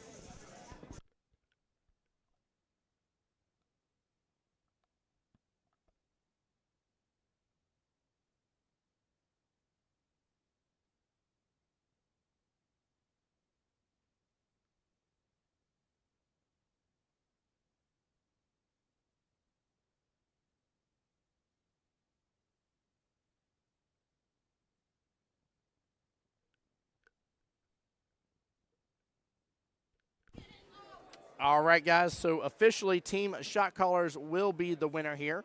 Again, a quick explanation. Team Hit Squad, unfortunately, does not have a 5th player coming.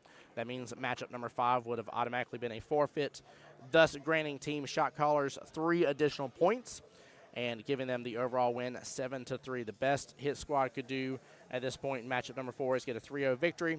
And in doing so, then they would only be at 6 points to Shot Caller 7 points.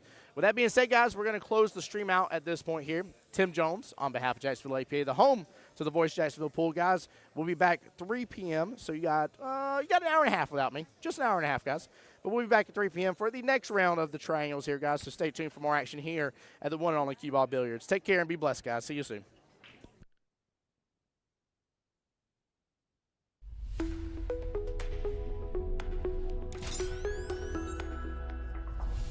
The voice of Jacksonville Pool.